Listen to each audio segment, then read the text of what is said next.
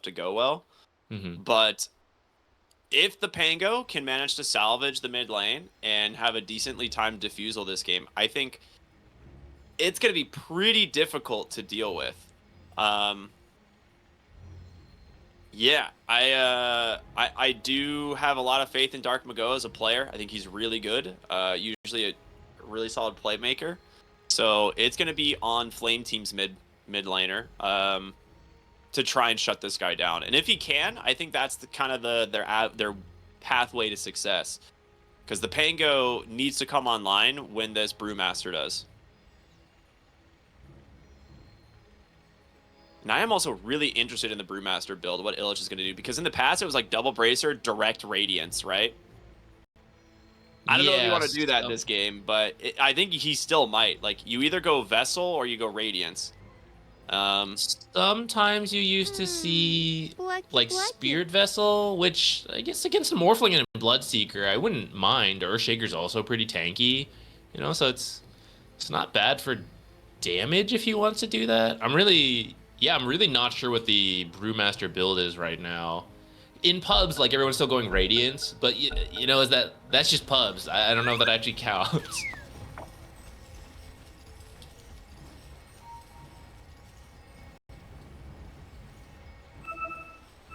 All right, here we go. Game 1. Right. I'm excited. This should be a lot of fun. It's been a minute since we've seen some of these heroes, particularly their Brewmaster, but excited to see another Bloodseeker, but this one in the offlane. Not super common, but does see play every once in a while. Previously, it was a lot. The only times we would see Bloodseeker was in the offlane, right? I feel like for the longest time, Bloodseeker has not been played as a carry. And we just started seeing him get picked as a carry over the last couple of months. But here we are. But it's only versus Bloodseeker again. Yeah, it's only versus specific heroes, and honestly, after the other carries have been banned out, usually. Yeah. Bloodseeker is one of my all-time favorite heroes. Like, his concept from Dota 1 is something I loved. We're going to see the smoke pop here on this bottom rune, and they do see Hector, but Hector, he also sees them. He's got a ward defensively placed here. And I think they're starting to figure it out, so Flame Team probably going to be forced to back away. Well, I say that. They're thinking of going in. I don't know if you want to fight into a Phoenix, my guy. The Ramble's going to catch. Good fear away here. Muerta take a decent chunk of damage, but a nice Blood Riot will slow them down, push them away, and they're going to go for the D ward 100%. So Bastion here, he's trying to run. Blood Grenade is out. Fire Spirit connects the damage. It's going to start coming through. Another Blood Riot. They go for an open wounds, level 1 here on the Lifestealers just to secure the first blood. It works. Bramble's going to hold up Adrian as well on this Bloodseeker, and he can't finish the kill onto that Dark Willow. So ends up being a little bit of a bloodbath in the bottom lane, favoring the Lifestealer. And the rest of M80, he will get the D ward on the small camp, and he should be checking the high ground camp here in a moment. Yep, he gets it. Really good stuff here from Moose. Very strong start bottom. Yeah, Crystal Maiden was just a little bit too far up. Very slow hero. I mean, the trade-off is you did get open wounds level 1 out of a Lifestealer, which not great. But I feel like Bloodseeker's not a super oppressive offlane, so he's not really going to get punished for this. And you have Phoenix, right? One of the most oppressive offlane or 5-position supports in the game. Yeah, as long as Moose is gonna have to do a little bit of work these first levels, because Bloodseeker actually has a lot more base damage than Lifestealer. So especially with having to take open wounds early, a little awkward. But once you get past this first level, it should be okay. Here, because both supports were late, seems like nothing crazy happened in terms of equilibrium, which I think should be fine for Morphling, right? He last hits pretty well. I'll switch to Agi. I don't think you can really burn him down easily with these heroes, Brewmaster and Dark Willow. Yeah, I think for the most part, Brewmaster shouldn't struggle too much in that lane. bottom lane, Moose is just getting super aggressive again with these Fire Spirits. Not wanting to dive, still got a Fairy Fire in the pocket. Meanwhile, like you said, really rough matchup in terms of damage here for the Lifestealers. So Moose putting that much harassment on the Muerta is really paying off, so the equilibrium keeps at its tower, but now it's kind of under the tower, which I don't think is where you want it to be.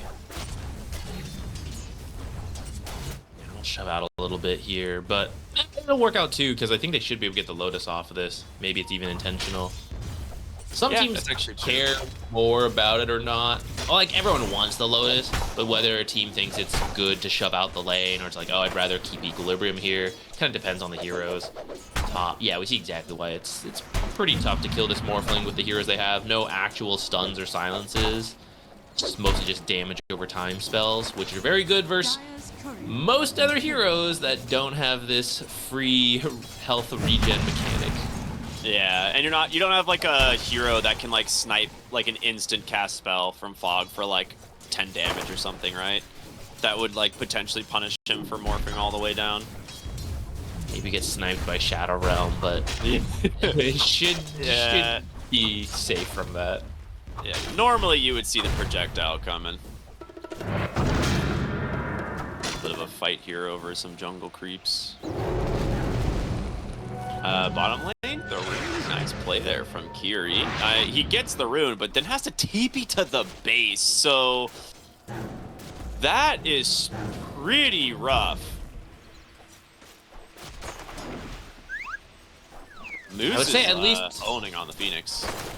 Yeah, it's why you can first pick this hero, right? It's so strong, and Moose is a great player, so he's making full use of it. It's leaving Bloodseeker kind of alone versus the Lifestealer, at least, but he's not really crushing the Lifestealer, you know? I think Lifestealer got what he needed. This is where a little bit of a, maybe skill difference can happen. M80 has a lot more experience. And so they just may be kind of out-laning here, starting with that. Oh, we do have to admit, right? There was the first blood that went M80's way, so of course they already had an advantage here. But now, making use of that, putting it into practice, slowly starting to build a sizable lead down here in the last hits. Yeah, I honestly feel like it's the Phoenix effect. And this is the thing, like when we see the Muerta into the Phoenix, it's great for the game as a whole if you have someone that can stun set up into the calling and prevent this, Phoenix from being able to get the spells off. But in the lane, I feel like Phoenix almost always wins. Well, I think that's why it comes down to the combo, and Bloodseeker Muerta is a very strange combo. I think the kill combos, like for example, Dawnbreaker, we see a lot more often. That's a really strong 2-spell combo. Magnus. LB Show gets dunked, dude. He almost... He underestimated the bonus range off of Enchant Totem. He was trying to play on the opposite side of the Bramble, but he just dunked him from the other side of it. Very good stuff. They did bring some extra heroes to the bottom lane here, so Crystal Maiden now showing up. No rage available on the Lifestealer.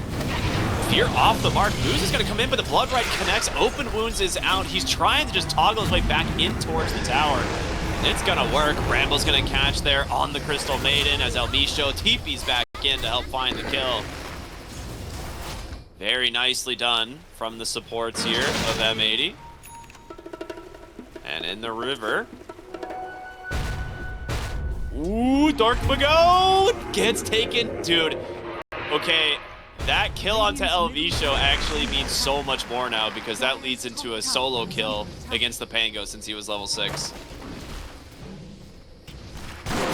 He's gonna die again. A little bit more than a solo kill. Yikes.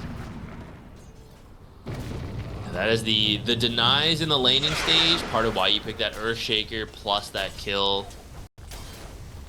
That was the Earthshaker Echo, but that is pretty much exactly what you're hoping for. Either a kill in the mid lane with the Echo, or you do stacks, which there actually aren't stacks because Mort has been having a tough time in the lane. So getting a kill on the Pango is perfect for Flame. He is one creep away from level 6. That's so painful. But that's exactly what I was talking about. I think if you want to beat M80, it's through this mid lane right now with this draft. Because if this Pango starts to kind of roll out of control here. I think he's going to be a pretty big problem to deal with. Bottom lane, Phoenix in some trouble. Blood Right's going to connect. That's really nice dead shot to secure the kill. And now El TP's in, doesn't have much help. I thought the Pango might TP, but I guess it's pretty easily interrupted by a Shaker. Yeah, you have to walk back pretty far to make sure you can get the roll off. This is why I thought it was going to be carry Bloodseeker. Like, CM Bloodseeker is such a classic combo. Just Frostbite into Bloodright over and over again. Dude, he just has like 20 more damage than the Lifestealer. It's a lot, yeah. Take me back to the days when Bloodseeker was a mid lane, dude. That's what I'm waiting for. I feel like it's an actual possible mid lane hero right now, but everyone's afraid to do it. Mid lane, great dive here. In comes the Rolling Thunder. He drops the Echo to try and finish off Moose. Almost gets El Misho in the process. El Misho pops that Illusion Rune, but the Frostbite will secure the kill. So a 2-for-1 trade in the mid lane. Going for the way of Flame Team. Looking quite good, honestly. Yeah, pretty solid start. I do think that trade is still worth it though, because it gets Dark Mago some much needed recovery experience. And yeah, as you said, he's kind of the key point in this early to mid game section where he needs to have a good start, hopefully get a defusal. If he goes Blink, then sure, like you got to start play somehow. So the fact that he gets a kill, slow down the Earthshaker's Blink, pretty good. Earthshaker's Blink, though, is still going to be pretty fast for the start he's had. I also like to point out, we were talking earlier about what the Brewmaster's going to do. Double Bracer, straight Radiance, no boots, nothing. He's doing it. We're going to see him smoke to the mid lane here. Does have Primal Split available. They're going to see the Earthshaker.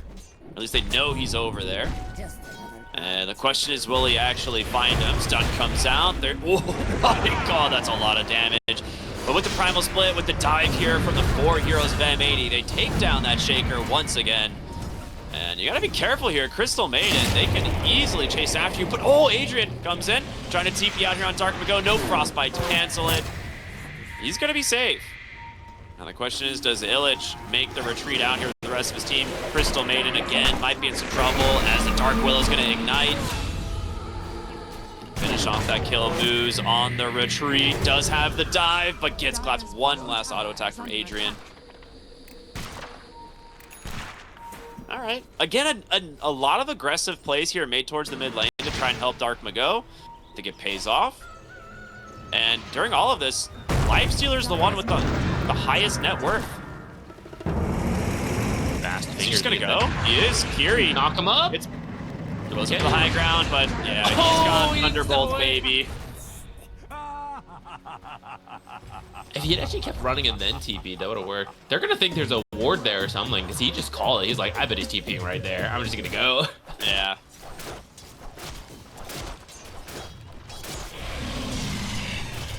That's nice movement. Very even game, 6-7. Hardly any gold advantage for M80 at the moment. I'm looking at different items right now, and currently M80 have 2 Radiances queued up. One on Illich, which he is about 2,000 gold from, and Lifestealer is just going to go the Sanj and Yasha and Radiance, or maybe just Radiance first, because he also has a Talisman at the moment. I'm guessing he'll just finish the Radiance. I mean, those heroes will kind of play a part for a while. Yeah, they're not. I also think the double Radiance is not as bad as it used to be because you can disassemble into the Nullifier. That's what's going to be my next point. Yeah, I agree. I think a lot of times, especially Lifestealers, your Radiance is just like your early farm item, and then you can disassemble it, honestly, really early into your Nullifier. Mm-hmm. I do think it's kind of greedy though, right? You got to be careful of it because you have 2 heroes going for such an expensive item. And then you finish that item, and oftentimes you still need to farm up another, at least in the case of the Lifestealer. Brewmaster could probably get involved since he has his ult once you have the Radiance. And Feast is such a ridiculous ability. It used, oh, Echo top lane. They're gonna just take down the Brewmaster immediately. Beautifully done. You know, we were talking, like, having at least a stun to set up the calling is usually all you need. That's that blink reveal from the Shaker.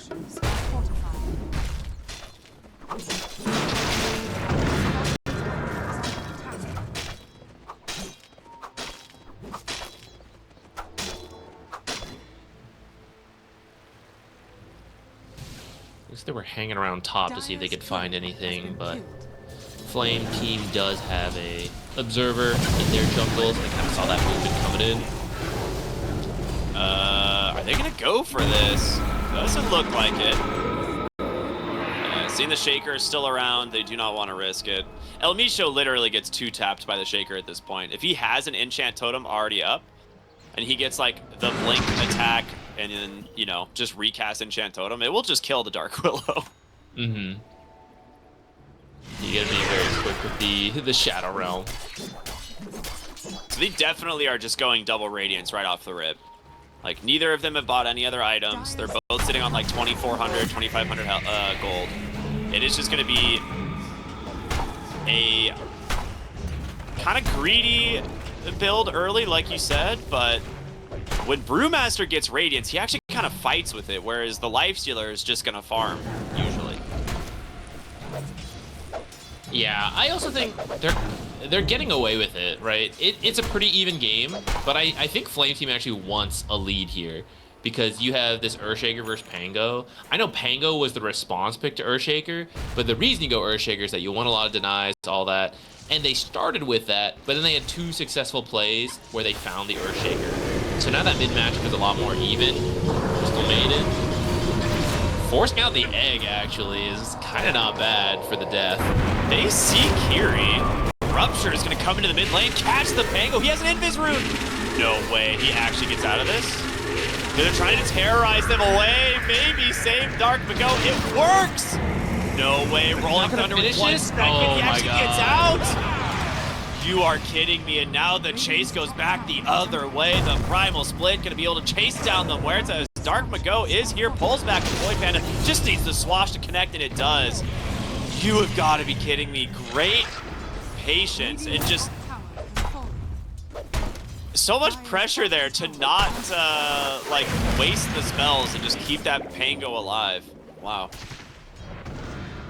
Yeah, I love the repeated fake terrorizes from El Micho as well.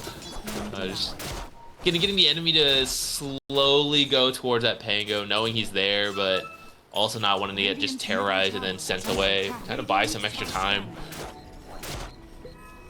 You can tell the Shaker wanted to just echo him for the damage to try and kill him, and it's like he's just waiting for the echo to get that terrorized, and really, really good stuff. And again, a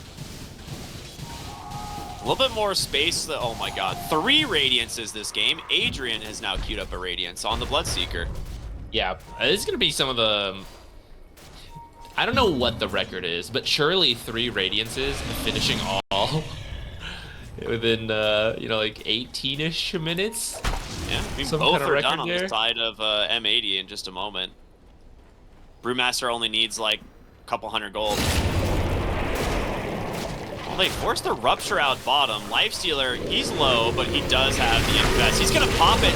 He needed a little bit more help on that one. Nice terrorize again from El Micho, but just deleted by the Morphling, and now El Micho does have a TP, opting not to use it though, knowing that, you know, quite a few different spells could stop it.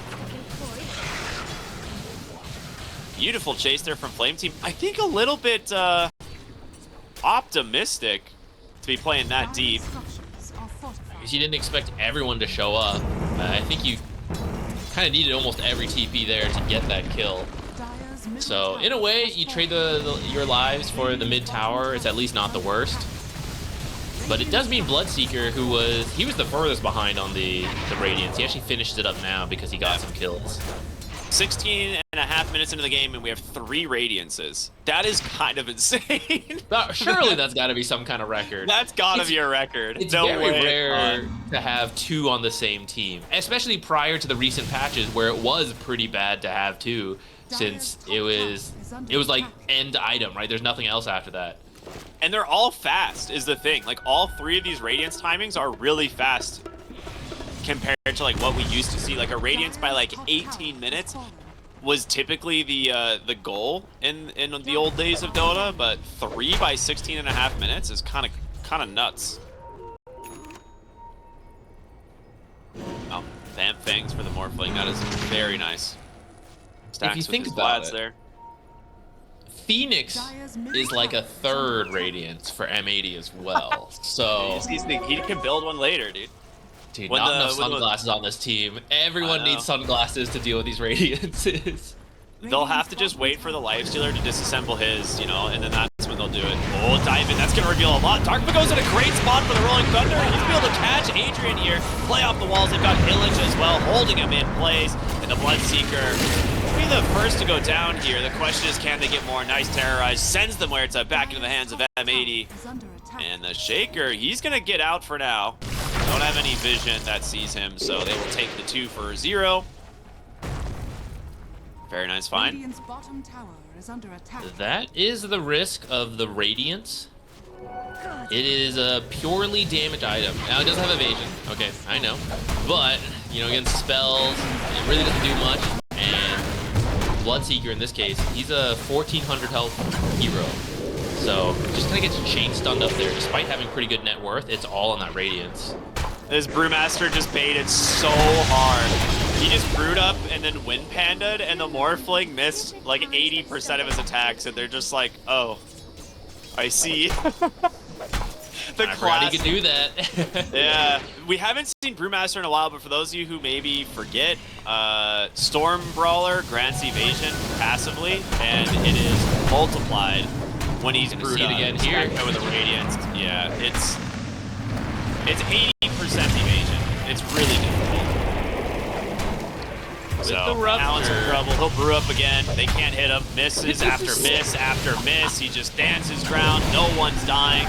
The Rupture might finish him off, or at least it will be the Radiance that does it. Now Adrian trying to get out of here, diving on through these trees, but this Lifestealer is quick. Oh, nice dunk from the Shaker. He gets some help. The Infest will take down the Bloodseeker. Now K1 in some trouble as 4 heroes are dead off of M80. Where did the Pang go? He just got solo killed in mid, apparently. I didn't even notice that. Was it the Echo? He got, I'm guessing it was. Echoed in mid with the help from the Muerta, just killed him. And then they made their way down to this bottom fight, which... Wow. Actually, I thought it was a bait that the Brewmaster kill was taking so long, but turns out it was just buying time for the rest of Flame Team to show up. Wait, it's more than 80% evasion, excuse me, I just forgot. We're gonna see Darkma in some trouble. Goes to TP on out, not gonna connect the shield room, however. Buying him some time, but it's not enough. They'll be able to take down the Shaker here. That's a great kill for the side of M80 as now Bastion channeling that freezing field, doing his best. The egg does come out here from the Phoenix. A 2-for-2 trade as Darkma ends up dying on the high ground anyway to this Morphling. A nice waveform across to get the kill while still getting away. This is a very scrappy game. This is SA Dota at its peak. 3 Radiances, 14-16 at 20 minutes. This is a fun one. All right, who's winning the next one? I think Flames got the next. Echo's gonna be back up. I think they get the next fight. It's definitely possible. I do want to point out, now that Lifestealer has the Radiance, he's also picked up the Sanj and Yasha, and he's gonna go back for like kind of the standard build we've been seeing lately, which is the Basher Aghanim Scepter. A lot of times the Ags isn't even used to like infest an enemy hero. It can be, but it's mostly used for the cooldown reduction. Going down to 20 seconds is kind of wild, and then also being able to disarm an enemy hero is nice. So, you know, I haven't seen as much Lifestealer versus Morphling ever since that Ags got changed, so I am kind of curious how that affects the matchup. You know, maybe that Ags is pretty helpful to stay on top of the Morphling while doing damage. Though there's also a risk he waveforms you into a terrible location, I suppose.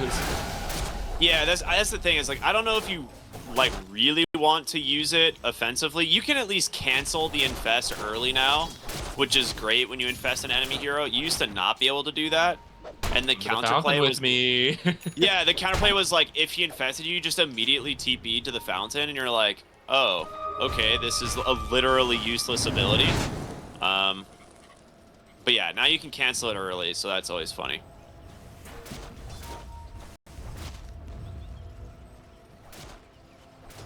Hype done for Illich. That's a big pickup. Any other big items? Good amount of magic this game. Axe done on the Pango is a lot of damage coming into these fights soon. And looks like Butterfly is almost done on Morphling, so everyone's got a lot of farm this game. There's just a lot of evasion in this game now that I think about it. True too. Who doesn't mind buying MKB? It's not the greatest MKB games, actually, for any of these heroes. Lifestealer is a hero that can build it, to be fair. Yeah, he's probably the best of them. He doesn't want to, but, like, it fits. Though yeah. I gotta say, his Aghanim should have True Strike. It is ridiculous. If you infest the enemy, it absolutely should be True Strike. How could you possibly miss? Man, these organs are moving all over the place. Okay, you know what? I'll accept that he could miss more. You know, it's just like, I just move the water. Like, it doesn't work. But every other hero doesn't make any sense. Nice Roshan here from the side of M80, and it looks like Flame Team may... Yeah, they have absolutely no clue that this is happening. So this is a really quick movement from the side of M80. Aegis goes into the hands of Dark Mago's Pango, which definitely necessary. He's been the one struggling the most in terms of surviving in these fights, which not super surprising considering the matchups at the moment.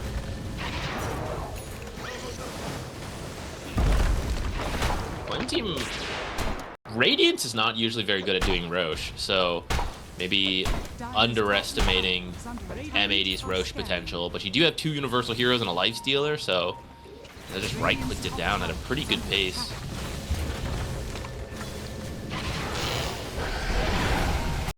Let's see K1 get aggressive here onto the Morphling now. He's already popped the Manta style, so he needs to be careful. There's going to be the Rupture out from Adrian. Dark Mago is just going to cancel that Rolling Thunder. Infested up by the Lifestealer here to try and buy him some time. And now, you might have to back us away here on Flame Team. He did manage to take down the Dark Willow, but a lot of ultimates still left here on the side of M80. And they're going to jump for Bash and get the kill. The Primal Split is out onto the Morphling, but he gets bashed from the Lifestealer. All right, here we go, hunting here the Storm Panda, but I don't think they're gonna find anything. Support for support when M80 has Aegis is not bad, especially because you force them to come back to their own half of the map. You did use Rupture and didn't really get anything out of it though, but it's relatively low cooldown. It's not too bad. Yeah, I mean, you got Primal Split, right? That's the big one. That's true. Ooh, interesting. He's not going Ags? Okay, K1 can't make up his mind. He had Ags queued, then he had Scotty, and now he's like, I actually do need an MKB. There's Butterfly and Radiance on the enemy team. Like, I will never hit this Morphling. So he's got the MKB queued up, which, like we said, it's not a bad item for Lifestealer. This hero gets a lot of attack speed in general.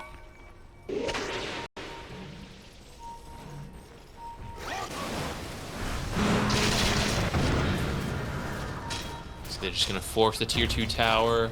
Flame Team's actually coming up to fight. Well, maybe they would give this one up. I suppose you do still have Echo. Have a good ward here to play around, but... Radiant's middle tower is under attack. Backing off to get themselves power in. Radiant's middle tower is under attack.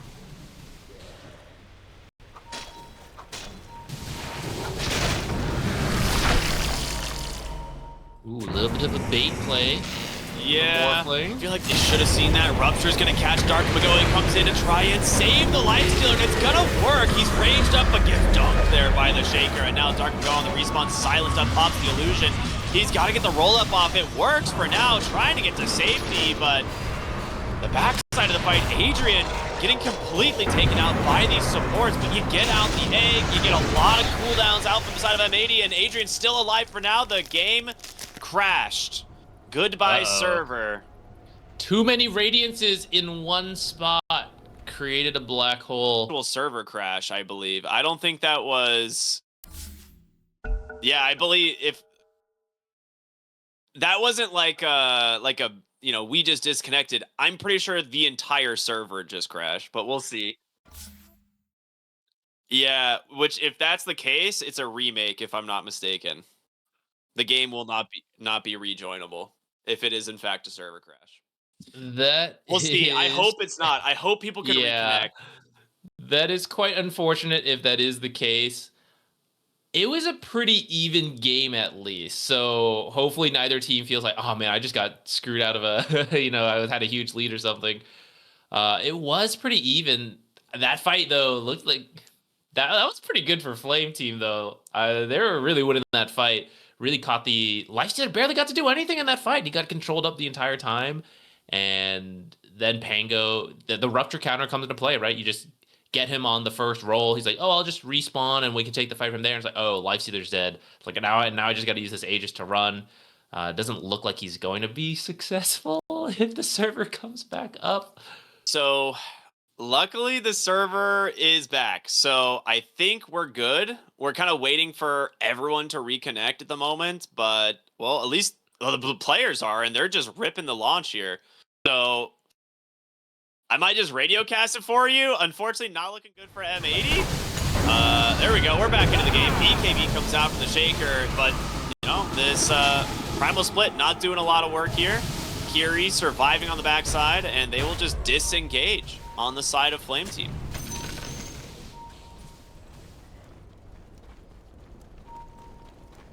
So Pango ends up living and they get the Bloodseeker, huh? The Bloodseeker had like 20 HP or something. Oh my god, Shaker! Dude, he's having a hell of a game. I mean, it was 1,420 damage instantly. I mean, he got the Orb of Destruction. You can't underestimate how much just 3 minus armor on a Shaker is with 1,000 damage. That's true. That is a significant increase. Still, with that fight being the Aegis fight, and now you get that Pango, that's a pretty big win for Flame Team. Yeah, I thought they needed a bigger lead at the start of this game, considering they had the Earthshaker and the Bloodseeker off lane. But I'll tell you what, you're making it to the late game where your Morphling should be favored over this Lifestealer. We're talking about how if you can pick up the tempo, that's how Lifestealer often beats the Morphling. But this is... Oh my goodness, that was a Phoenix right there. These are evenly farmed Morphling and Lifestealer, and we're getting later and later into the game. These staggered deaths hurt them so much, because Pango comes up, and then now both your supports are dead for 20 to 30 seconds. So there's just really nowhere safe on the map at the moment, because you can't group, right? Whereas Flame Team are just going to be able to sit next to your Morphling or sit next to your Shaker and take objectives, and there's no response really from this at all. Dark Mago does cut some of the creep wave bottom, but this bottom tier 2 tower should die to the Morphling and his illusion, so they get 2 towers off the support deaths there. Like, that is massive. Suddenly what was like a 2k gold lead is now 7,000 for Flame Team, and an MKB is done on the Morphling. So he's tired of the evasion shenanigans. I don't blame him. He can't hit the Brewmaster, so this will help a lot. But actually, interesting, Lifestealer decided not to get the MKB. You know, he did get burst pretty quickly in that last fight. Maybe he feels he needs more survivability, but what is this Lincoln's even for? Rupture, I guess. But that's gonna make the one-on-one fights much more difficult when he has no True Strike. I don't know who they kill now, or who can kill anybody. Because, like, your Lifestealer is pretty much the majority of your damage. The Pango is a great interrupt, but now that there's an Aghanim Scepter on this Bloodseeker, and the Morph is as farmed as he is, like Shaker's just naturally super tanky, I actually don't know who dies on the side of Flame Team besides just the supports. Radiant's top tower is He under can always kill a Crystal Maiden, Ricky. Yeah.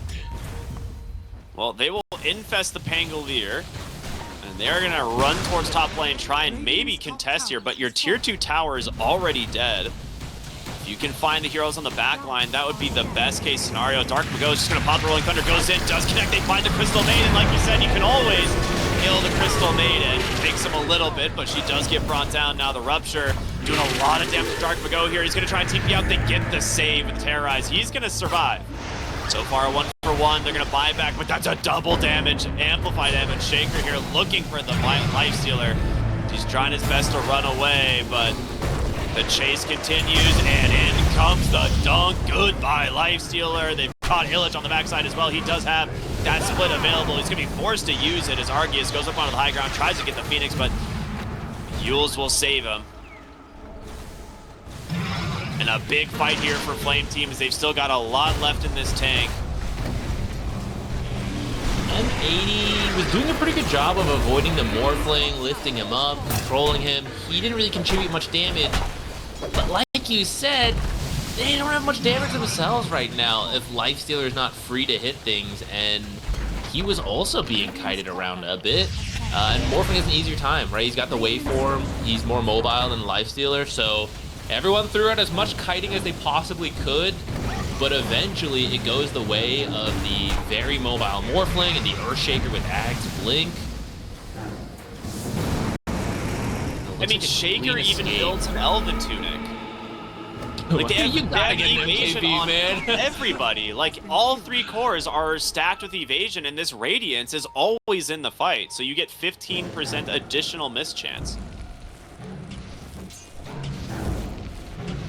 Yeah, the MKB is paying off for Morphling, and it's going to take a while to get your own, especially because he went...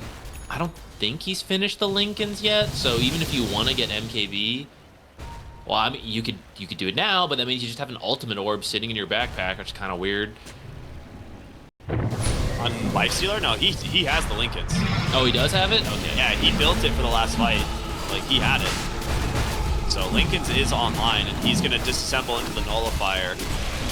Send that Talisman back. He's like, alright, the evasion for me is useless now. Yeah, so, like, he's going to get a little bit of money from selling the Talisman, but... you just have a Nullifier, which I guess will help you kill Crystal Maiden.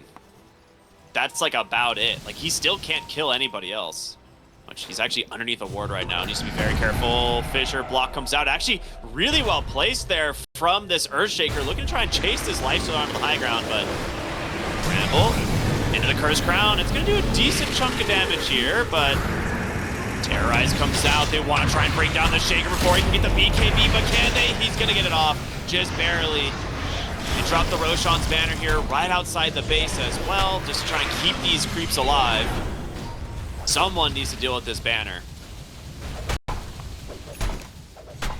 They got 3 melee cores. They're not that great at dealing with banner, but they did get Earthshaker pretty low. It looks like Flame Team wants to just back out. They pushed pretty hard to try to get that Lifestealer, which could have been a game-ending kill. You know, you kill the carry right outside the base, you're going to take everything unless he has buyback.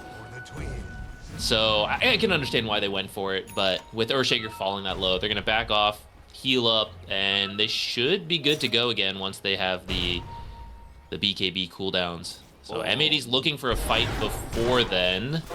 No roll, though. I don't know how you start anything. So afraid to go on Morphling. I will say as well, Morphling is almost finished an Eye of Scotty, which is a huge pickup for this guy. That is going to be very good this game versus the Lifestealer. It's in the name! Now countered by the Eye of Scotty. And Lifestealer is now going for a BKB. So we're full defensive at this point on the side of M80, so I don't know where the damage is going to come from. This is kind of the nature of Brewmaster drafts. You either snowball and you get so far ahead that Brewmaster just like wins fights by default, or you're kind of just sitting back and farming. And I think too many fights here did not go their way, and You got to give credit to this Earthshaker. He has absolutely owned this game. 10, 3, and 8. Yeah, I think Flame Team has done a really good job this game. We're in the portion, obviously with a 13k lead, they're favored, but draft-wise, this is where they should be favored. This is Morphling territory. I don't really see the counter scaling until, I don't know, like Dark Willow's Aghanim's Moonshard or something, right? That's a very long way away. Yeah, he is an Aghanim's Moonshard away from that build. Yep. And he's probably not even going for it, so. Yeah. Oh, what a sneaky smoke. They can go to Lifestealer. The that's Lincolns it. doesn't GG. help. That's gotta be GG, yeah. 80 seconds, no Lifestealer. Great climb on the high ground. Yeah, it is. That's a phenomenal call there from Flame Team. Great smoke back. They think they're going to be sitting on bottom waiting for the next creep wave, and instead just gank him on the mid lane off of a nice ward sentry that's there. And with this, that should be mega creeps. I don't imagine they're going to have any way of holding out at this point. I mean, they can hold here for the Aegis. Yeah, they can hold here for a bit, but you're going to be stuck in your base for quite a while. It's not easy for their team to deal with megas. Even if the game's not ending here, which it looks like they're going to find it.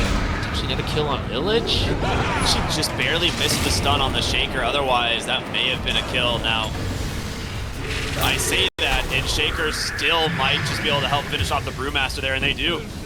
Adrian, the off-lane Bloodseeker. We kind of forget this guy's even in the game. He's a whole nother carry. That's true. A lot of these fights have just been a rupture, which is usually what you, that's kind of off-lane Bloodseeker's thing, but he literally is another carry. I mean, Bloodmist just owns the Pandas, actually. Like, they can't get away from it. Echo Slam comes out, they take out the Dark Willow. She's gonna buy back into this game, but the throne, it's exposed. Adrian getting aggressive here on a Dark Mago. He's got that roll up to try and protect him. Morphling, still 20 seconds on the Aegis. He doesn't mind giving it up for now, but the throne, it's exposed, and it's only a couple more attacks here to finish the job, and GG comes out. Flame Team grabbing game number 1. They're being aggressive. I gotta admit, I don't know too much about Flame Team's players. They kind of came together for this qualifier. Get anything out of these extra 2 levels in the ability, it really causes some issues because Howl level 4 and Feral Impulse level 4 are huge boosts in damage as well as utility for your team. So this is there is a trade-off to Alpha Wolves, absolutely. I'm expecting to see some huge crits out of Sven. Like, he's gonna have God Strength and Cleave, and then you've got a Magnus empowering you. Like, if we don't see at least one RP into deleting 3 heroes, I'll set my expectations appropriately. It doesn't have to be 5-man RP. I want to see at least 3 heroes get deleted by a Sven Cleave. I think it's totally possible. I'm with you on that. I think it's very easily could just be Flame Team here once again getting to like this critical mass and just running over M80. Like, they have the scaling heroes again, and M80, you have this like Darkseer Nyx, which is a little bit annoying, and you are running like triple melee cores, so maybe you can get something done with the Darkseer Nyx. But I feel like if they actually find Hector into either like Blink RP Skewer or just like Blink Skewer back, and maybe you don't even need the RP at that point, he should just die, right? Like, there's so much damage that comes out from these other cores. Yeah. I also personally feel like these aren't the greatest for like the Darkseer to copy the enemy heroes. Like Sven, you don't get the God Strength. You're not going to get the empowered buffs. It's not the typical, like, I copied your Drow. I copied your Luna. Or your Medusa. Yeah, so I'm very surprised by M80's choice of offlaners so far in this series. We'll see if it pays off this time. It's going to need to get them to a game 3. Otherwise, they're going to go head to the lower bracket right off the bat, which will be a huge confidence booster for Flame Team to take out M80. They're a very solid team, but it so would far, definitely game 1, be a confidence boost for sure. Like that, yeah, game 1 they looked great. But I'm with you. I think game 1, Flame Team definitely outplayed them, and I think here in game 2, I like their draft more. So if they can keep that confidence here in game 2 and play to their level, I could easily see this being a 2-0 for Flame Team. Yeah, I think El Misho is gonna have to do some serious work. Darkseer Nyx is a classic lane combo, and it might be even better nowadays that you can also Mana Flare creeps. But then he's gonna have to do some serious work in scouting out the enemies, finding the right targets, especially taking out this Magnus to make sure you're not getting caught by RPs in fights. I think if there's a big RP, it's very difficult to recover that fight. Illich not paying attention. I don't think they noticed the Watcher got taken, and yep, he's just going to walk into both supports here. A Bramble Maze to cut him off, Shockwave to pull him back, and that's just first blood for Bastion. Such a strange mistake. Yeah, they just smoked and took the Watcher, and nobody on M80 noticed. Were they all looking at the wolves? Were they reading Alpha Wolves? I mean, I don't know. Weird. But yeah, very big mistake to make. Their first blood just goes right into the hands of the Phoenix. And this is a hero that can definitely make use of it. Yeah. Although in this lane it will be a little harder. This is not a right-click trading lane. The Darkseer and the... Well, actually it's a quick quit, so maybe it will matter a little bit more. But usually the Ion Shell and the spells is trade this lane. Oh, he does get his courier killed though, at least. So that first blood will not end up impacting M80 as much as it could have. Yeah, that's a big mistake. That's so much regen and a full stick as well, right? That creep drag too. It ended up in the towers. Actually, this is gonna push out. This might be okay in the end for M80. It's an awkward start, but it might. Bottom lane, Kiri gets ran down by moves. Very nicely done. And this is why I kind of said I feel like Beastmaster's a stronger laner than the Lycan, just because you have like the slow from the boars, you have, you know, axes you can harass with, and we'll see. Like, Adrian is gonna have to essentially carry on the Lycan from the off lane as well. But I wonder. So the downside of the Beastmaster pick would have been that he wants the triangle. He wants all those stacks for himself. And if you have a Magnus mid likes to farm those. And if they had Sven in mind for down the line, Sven obviously wants those as well. So maybe that was some of the idea behind the Lycan. But you're right. They now have to get through this portion where he's not as good of a laner as Beastmaster. yeah, you're right. That actually makes a lot of sense in terms of the matchups, like in the heroes that you had kind of planned. I do think this Sven is not a carry we see as much nowadays, but the armor is really good against the Gyro, and you can take the burst fight against him. Gyro does a bunch of flak cannon damage to everyone in the fight, but less of a single target trader, which is what Sven can be good at by just jumping on top of the Gyro and trying to take a one-on-one fight. Another skewer back mid lane. Dude, this Magnus has been... He's using a lot of resources to do it. Oh, top lane though. Nice find here. Actually taking down Illich now. Bastion will trade with El Misho, but I think overall a pretty solid exchange there for the side of Flame Team. Get the Lotus though, which is nice. Nice chunk of gold.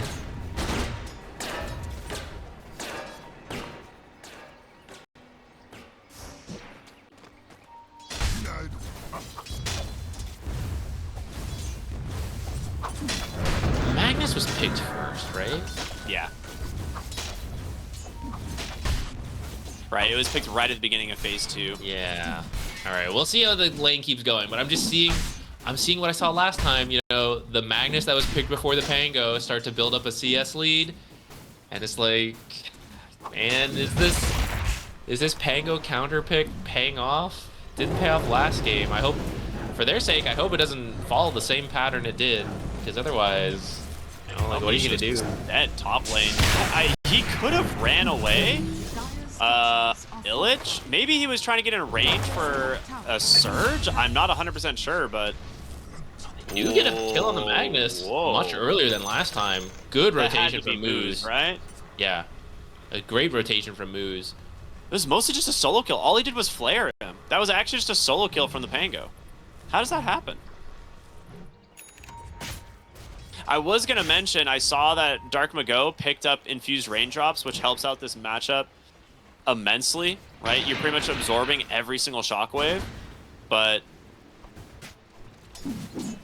yeah, that's a huge kill for Dark Mago. He's almost a full level ahead of the Magnus now. Yeah, that means we'll see Roll come out much sooner than last game.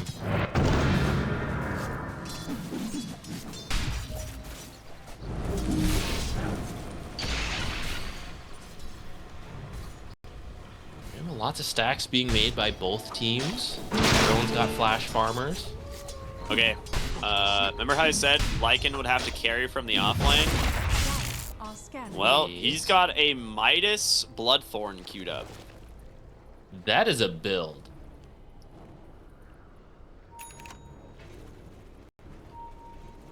Is that the play? Okay, wait. Let me think here. Midas for the XP, so you get your Alpha Wolves online sooner. Because Alpha Wolves are pretty strong, but the early levels are not. And then I don't know about that Bloodthorn, but I guess you'll have Wolves attacking. Maybe he's expecting 3 Radiances again. I'm gonna get my True Strike up nice and early. The fact that he's going no Helm Dom is kind of interesting. I expected, like, if you're going to build this Lycan, you go this Helm of the Dominator build, but bottom lane, they're going to just look for the gyro. They dive in on the Phoenix, the slows are there, and now K1 on the run. Ramble not going to connect. He just walks away. I don't know why he was so patient with that Ramble. In the end, he doesn't connect, so maybe it's not patience, but he's slow with it now. Oh, they're all dead if they get this roll. Dark Mago with an Arcane Rune as well. Rolling Thunder will connect, takes down that Lycan with ease. You are such at a level disadvantage. This Dark Willow is not even level 3 at 6.5 minutes into the game. I feel like it's gonna happen last time too, but they had a better matchup with the Bloodseeker versus Lifestealer, but it did feel like the M80 safe lane outplayed Flames off lane. Might be happening again here. They're in a lot of trouble. He has to RP this or he's gonna die. He drops He's gonna die anyways. He's still just dead. All right, M80's early game outplaying them. Yeah, much better this time. I don't know, a warm-up last game or something, but this time the mid lane, they get mostly a solo kill, but with like some support help to get Dark Mago online sooner. He's starting to show up. The safe lane is again doing well, and this time it's more punishable too. Like a Lycan who's behind, Lycan's more susceptible than Bloodseeker to all this early pressure. Dude, I mean, just look at the level differences. There is a level 6 Nyx assassin who's just gonna find 3. Okay, I don't know why he doesn't just take the other 2 bounty runes there, but I guess he's busy looking for the Sven here in the top side. If he actually finds the Sven, they might be able to kill him with the Ion Shell. But he didn't Ion Shell. Here comes Dark Mago. I mean, he is... They even bring in the gyro. Beautiful rotation. The level difference here is unreal. It's causing a lot of problems for the side of Flame team right now. All right, M80 flipped a switch. I don't know what. They're like, oh, guys, let's try harder. And suddenly it is coming together. Rolling Thunder bottom lane. They've managed to trap the Lycan once again, and Adrian will join his team as the next hero to die. Yeah, this is a completely different game. You get top power now. Everywhere. Yeah. Players scouting this massive, well, I guess not too massive ancient stack at the moment, but Sven will come clean it up right now, knowing that it's definitely on a timer before this will be contested. This is... So, I mean, we used to see a bunch of Sven, but he did get nerfed, so his laning stage is not as good, and it's why we see more Gyro nowadays, because Gyro's lane is so consistent and strong. Yeah. So we do see that coming into play here. Though Sven's not too far behind yet. If it hadn't been for all the kills happening bottom, then they would be relatively even. Yeah, I mean, he did a really good job at shutting down this Darkseer. The problem is the other lanes did not go well, and so it kind of spilled into helping the Darkseer a little bit more than they would have expected. And Arceus is farmed on this Sven. Like, he's doing a pretty good job. But they are definitely struggling right now. Dire's bottom tower is under attack.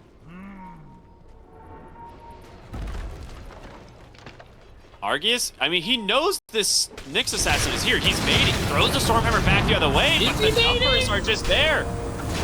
And they thought they were making a bait, but instead it just goes the other way. Rolling Thunder, doing some work. Nice call down. They finish off the Magnus. He's pretty dang tanky, but they've got the numbers. A 2-for-1, finding the Magnus and the Sven. They had Ward and Sentry scouting this entire Nyx Assassin movement. They definitely thought they were making the right play there. Guess so, but no RP available. Yeah. I mean, if they did, that would have been huge. The egg goes off with under the full RP. Does so much damage. Dire's middle tower is under attack. Well, we're now at a 3K lead at 10 minutes. It's a totally different game from last time. This Gyro is so farmed. He's nearly halfway to his Ags already. Yeah. And Illich is fully recovered on the Darkseer for the most part. Like, this is not a hero that needs a ton of farm, but can make use of it. Adrian does have his Midas. He's going back for his Tread. Still has that Orchid queued up. We'll see what ends up happening with this Lycan build. I'm not 100% convinced. He has the level 4 Summon Wolves, but it's really the level 5 and the level 6 of the Alpha Wolves is when this hero kind of comes online, and those are really far away. Yeah. I thought that lane should go, like, first of all, you have the Dark Willow versus the Clock. That's usually pretty good, because he has a hard time walking in. It's the Bramble. They have a vacuum. Oh, it missed! He misses the vacuum, and because of it, it's going to cost them a lot here. They're going to dive onto Illich, trying to burn him down here with the Phoenix. He will get him. Meanwhile, dude, no. Adrian went back in! No. I mean, maybe he doesn't see the Ion Shell? I'm not entirely sure. All right, give him the kill out of our... I guess it's part of the plan. I don't know. Yeah, I feel like you just track him with the Wolves. Yeah, Magnus. That wasn't even roll. I don't even know how they got him. Gyro, I guess? I think it was Gyro and Clockwork, the hook shot. Oh, yeah, looks like it. Oh, Pango was there to swashbuckle a little bit as well. Invisibility. Yeah, this Alpha Wolves, I feel like that lane should have gotten better. Pull with the Wolves, get your early levels, trade farm. Like you said, Alpha Wolves become strong as they hit levels 5 and 6, which is about to happen. But if you get far behind, again, walking through without vision, or like they just have to walking through sentries and wards. Dark Go is going to go for the Rolling Thunder. A hook shot comes in from Moose to try and save him, but not in time. Now Moose is on the run. He should be able to get this TP. No real canceling it. Unfortunate for him, there just happen to be 2 sentries and an observer seeing his whole rotation into the jungle there. You gotta expect it a little bit versus a Nyx, right? You need to pick a side of the map to play and have a lot of sentries there. And M80 recently cleared out the triangle, so that's true. Actually, good point. I think it was a little risky. Maybe they wanted to try to make a move into the other jungle to set things up for themselves, clear things out, but needed more teammates nearby to make that happen. All right, I think I've been a little bit too doom and gloom on the side of Flame Team because, like we mentioned earlier, there is still a Magnus Sven in this game with an egg to follow up. So I think there is absolutely still playmaking potential that they can get, and if they happen to get the correct fight, they can very easily turn this game around. They are struggling still at the moment. I thought they had Yeah, I thought they had a more early game, mid game focused lineup, but I mean, with all the innates and facets, perhaps Flame has decided, you know what, this is more of a late game draft, and it'll be similar to last time with the Morphling, right? It's like, just drag this out, get to the point where we're online, and we're gonna be fine. El Micho's giving so much vision in the mid lane, but they can skewer back. They find the Pango, hook shot in to buy some space, but there's the RP. Nyx finds the Phoenix on the backside, but they don't have the damage. Sven's not here at all. They're gonna just lose the Magnus. Can he just buy himself a little bit more time? The big lead comes in from the Sven. He gets 2. Dark Mago on the run, and I hear the big bad Lycan. He's looking for these heroes, chasing the gyrocopter. But the Sven, he doesn't have the movement speed to join them. They just walk away. That was almost such a good combo. If I know you can't always wait for, like, if you wait for later, the opportunity may not be there. But if Sven isn't close enough with God Strength, I don't think you have the damage after you get a big RP. An egg was like 10 seconds away at the start of the fight, too. Yeah. So it's like, just a little too early. Yeah, otherwise you get like a dive into, you know, Fire Spirit Egg right on the side of that RP in the cogs, and you know you're perfectly set. Illich gonna get pulled back. There's gonna be the egg, but there's no Fire Spirit on this guy. He just surges away. El Micho now looking to maybe get aggressive here. We'll see. Stormhammer comes out, swashbuckles on in. Bastion low, but not dead. He's gonna survive. Now Micho goes down. Hookshot in from Muse to secure the kill, but now he's got to get away from the Sven, dragged back from the Magnus, stuck inside the brambles, and they get themselves a second kill. I mean, Flame Team, they kind of made a little bit of a mistake with the egg there, but it ends up paying off, gives M80 a little bit overconfident. It was an egg bait. An egg bait. Dire's top tower This game is very close now.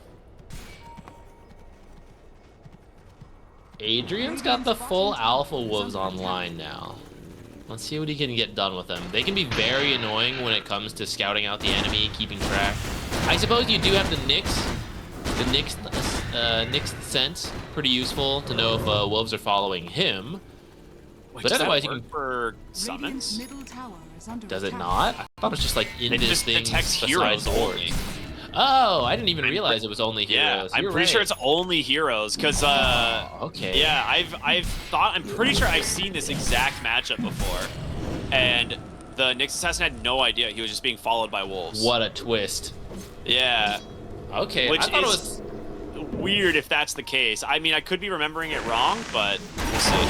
Hookshot in from Moose, finds the Dark Willow. Now she does have the ability to buy himself a lot of time here, but with the Alpha Wolf, Moose is in a lot of trouble, getting some backup for the team. Full team terrorize, but Kiri's gonna go down. The rocket from Hector.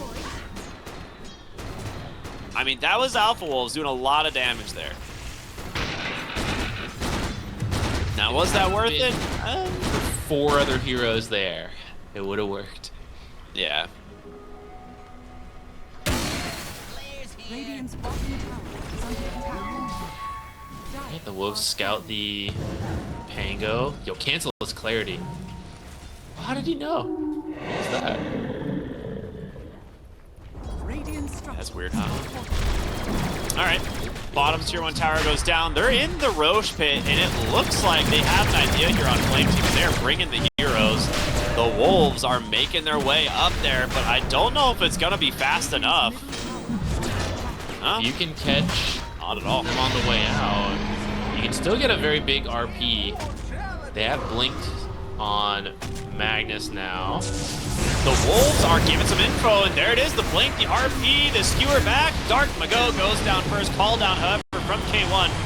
Do some work, but here comes Adrian on the backside. He's going to go in with the Alpha Wolves, gets the silence there onto the Nyx. The egg perfectly placed here, going to zone out M80. It's leaving Hector right to the hands of Flame Team. They just need one more attack from downtown. It's going to be the Dark Willow. El Micho on the backside does manage to snipe down the Magnus. A very nice kill, but Argius still very strong here on the Sven, kept alive. El Micho will barely survive, but Adrian with a wraparound here with this Orchid trying to finish off the Nyx. I don't think it's going to be enough, and now Argius trying to run away. The missile, it's coming, buddy.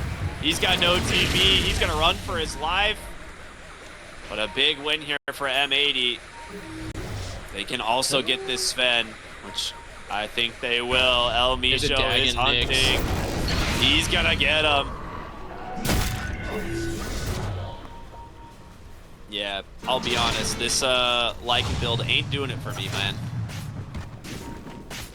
Like, when your creeps not having haste and crit is actually just a grief. I actually can't believe that it is exclusively pack leader that gets that. I don't know. I feel like it could have been better than this. I've seen Alpha Wolves be pretty strong. I feel like he just had a really bad start. And so now when the Wolves... Like, you're supposed to hit level 11 much sooner, I would say. And then the Wolves are relatively stronger than the enemy supports and even some of the cores, so it's more annoying. But now, because you had a slow start, the Wolves aren't as strong, so you're not getting so much impact. Yeah. I don't know. You're right that we usually see the other one, and that's a little bit more tried and true. I was really excited to see Pack Leader, or sorry, Alpha Wolves, but I don't know if this is the best showcasing of it, unfortunately, for Flame Team. I mean, we'll see. He is third on net worth thanks to this Midas and just the nature of Lycan being a quick farming hero. They are smoked. They just barely miss El Misho. The RP finds the gyro. He's got a Satanic. Can they chase on him down? The fear is there. He's so low, and they get the kill finally. But here comes the rolling thunder from Dark to go. El Misho coming in as well. They get the big stun. They just delete the Sven. Magnus surviving with an Invis rune on the backside. A 2 for 2. What even killed the Sven? Was it just the wall? It was just wall, and then, yeah, Nyx did 1,800 damage to him. Oh, a big spike carapace was what it was. That'll do it. Yeah, I guess I did forget about that. The big God Strength hit reflected back. Yeah, he spiked carapace the God Strength cleave for like 900 damage. You get the Dagon and the Mind Flare too. Yeah, that's pretty. Still, overall pretty good, I'd say. Well, maybe I don't know. I'm not sure. It goes M80's way. You get the Sven, so? Like, yeah, Dark Mago stays alive. But you also got the Gyro. Yeah, but I think that's okay. Like, Gyro's still having a good game, but that's true. You get a lot into El Misho's Nyx, as well as like this Darkseer and Mango, who we're struggling a little bit more this game. Dude, I mean, look at the support farm on M80. That's the big difference. And that was something we noticed early on, right? Those lanes going so bad for Flame Team has really hamstringed their supports.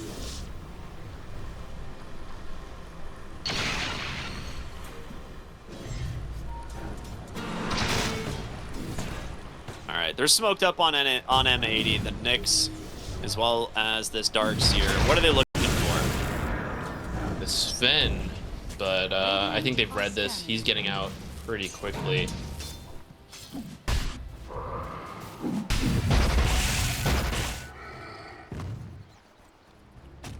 Sven, I think that you just need to chill on Flame Team until the BKB is done.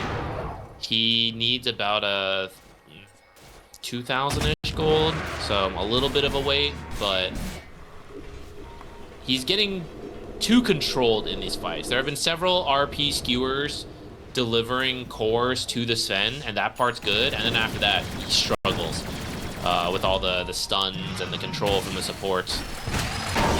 Hook shot in, finds Bastion, tries to get out, but controlled up pretty easily. Great fight there from the Clockwork.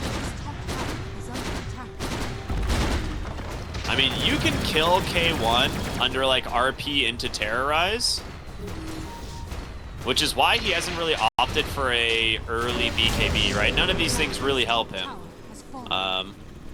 But like, if you don't kill him in the RP Terrorize, he's able to pop Satanic. I feel like he just lives through everything now.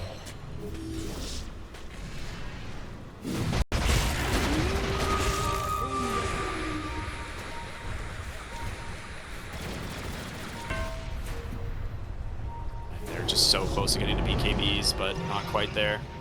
Dive in, trying to find the Nyx. They know he's here somewhere, but they actually don't get the detection on him. El Misho just barely dodging this one out. He might grab Kiri. Yeah, he's gonna absolutely grab Kiri. Goodbye. This is why Scuttle is so annoying. You're so fast. It's really hard to figure out where Nyx is.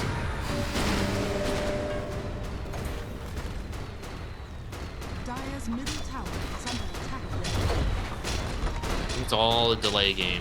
You gotta get to this BKB on Sven. He'll have level 18, BKB. At that point, the combo is really good, especially because M80 is slowly clearing out all these objectives.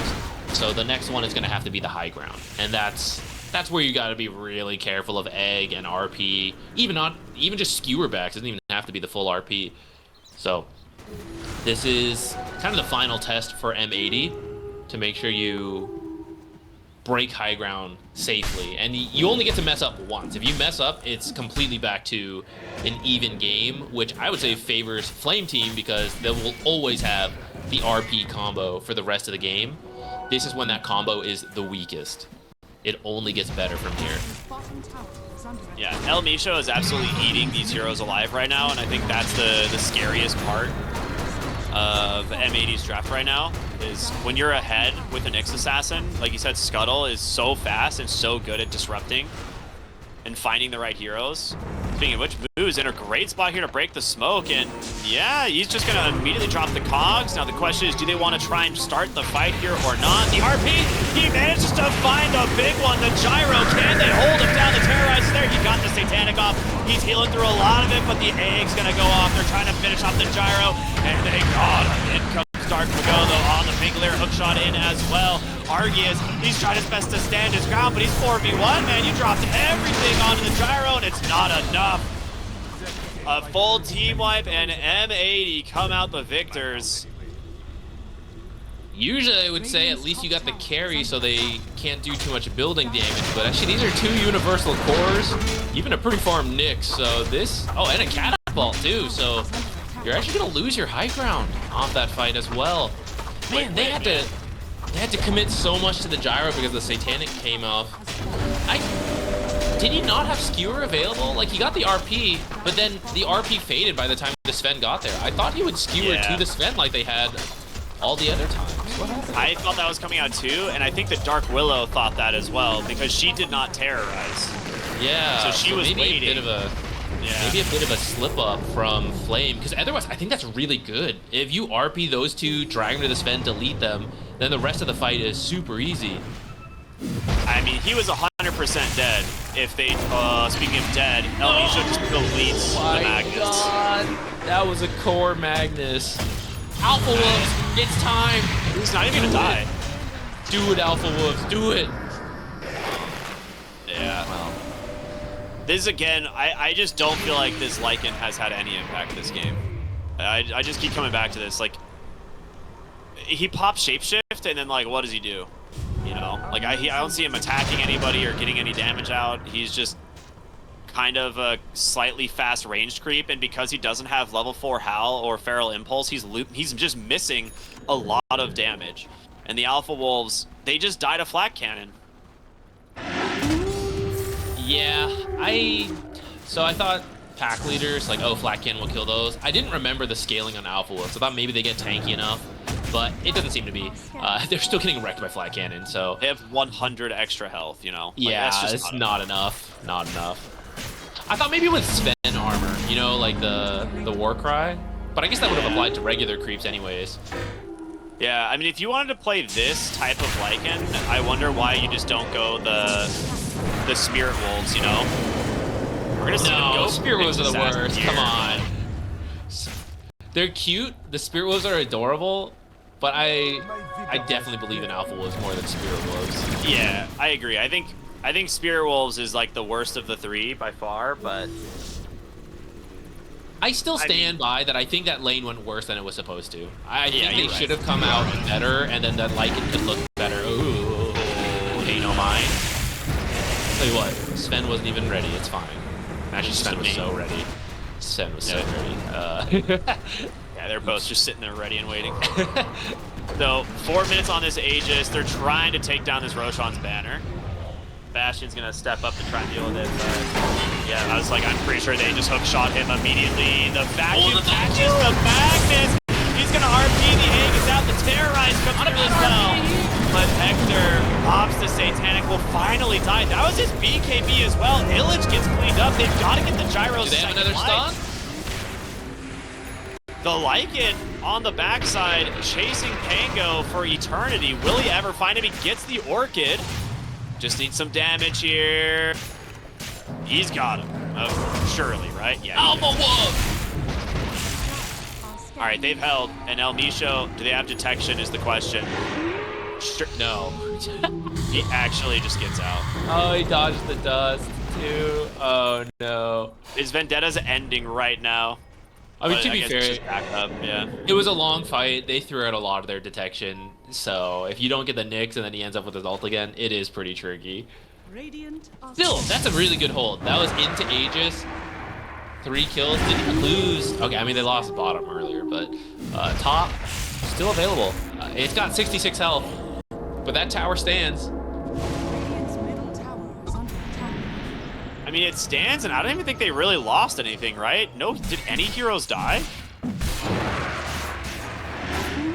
I don't think so. I actually don't think so, right? Like, the Phoenix got the egg off, survives. I think the biggest problem was, like, on the Gyro, he committed Satanic BKB, like, assuming he was going to survive that initial burst and through the egg and stuff, but there was just no backup to help him. Yeah. This comes back to Sven having, like, the superior single target TPS. At least just dodge ranked up. Oh, Another skewer? This time it connects. They're ready, and that's an early RP, BKB out of K1. El Misho gets caught from the dust, the dive in. They're going to find him. Hector, I don't know if you want to be here, man. The Terrorize comes out, and comes the Sven! Hook shot's not going to save you this time. 3 dead on the side of M80. As Dark will go under the Rolling Thunder. It's got a few seconds left. He's still got roll up. There is an Orchid available. It will get away. They get the tier 3 tower for 3 heroes. Gonna say not worth. This time the skewer does connect. Didn't have RP, so they had to just run from the early BKB from Gyro, but that was actually, in the end, that paid off because he no longer had the BKB as he was trying to escape. The Sven comes in. So maybe you don't know, right? Because it was pretty close to the RP being up. In hindsight, he could have just BKB TP'd out and would have made it, but thought the RP was available, so he's just trying to run away. Looks like that was a bit too greedy. The rest of the team was not ready to help out. Yeah, not at all. Okay, so it is now a 7,000 gold lead down from what was 12 to 13K, something like that? 16? Did it go all the way up? Yeah, 12,500. So they've literally cut the net worth lead in half. You are still down 1 lane of barracks, but some really important items are coming out from Flame Team here momentarily. We are about 2,000 gold away from an Ags on Magnus. Argius now has a completed Daedalus and almost the Harpoon. But here's the underrated one. Oh, Phoenix almost has a refresher. Oh, that's sick. He got 1,900 gold in that last fight. Who did he kill? That's so much. He got all 3 everyone. Holy yeah, crap. he got all 3 kills. That's amazing. I didn't even notice. And Alpha Wolves is about to come online, believe it or not. What? They're annoying, but yeah. They're kind of they're back, dude. Flames, they can hold megas easily. You have 2 cleaves from Magnus and Sven, and at some point you get a shard on Lycan, right? So they'll help push out your lanes for you. Okay, quick question for you, because you might know this. Does the Summon Wolf shard summon an Alpha Wolf to one of the lanes? I think so, but I want to be a Lycan player, but I'm not. So yeah, like I don't play Lycan, so I'm unsure. But I feel like if it does, that shard is super value. And he does not have it. He doesn't get it off the Tormentor either.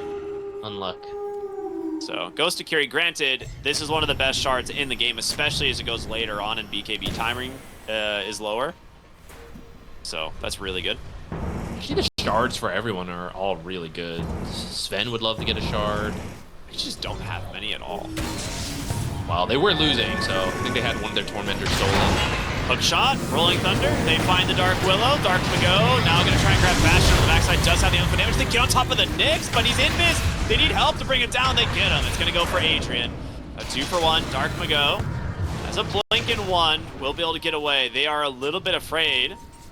But Flame Team, you got to do something. You pop your God Strength for this.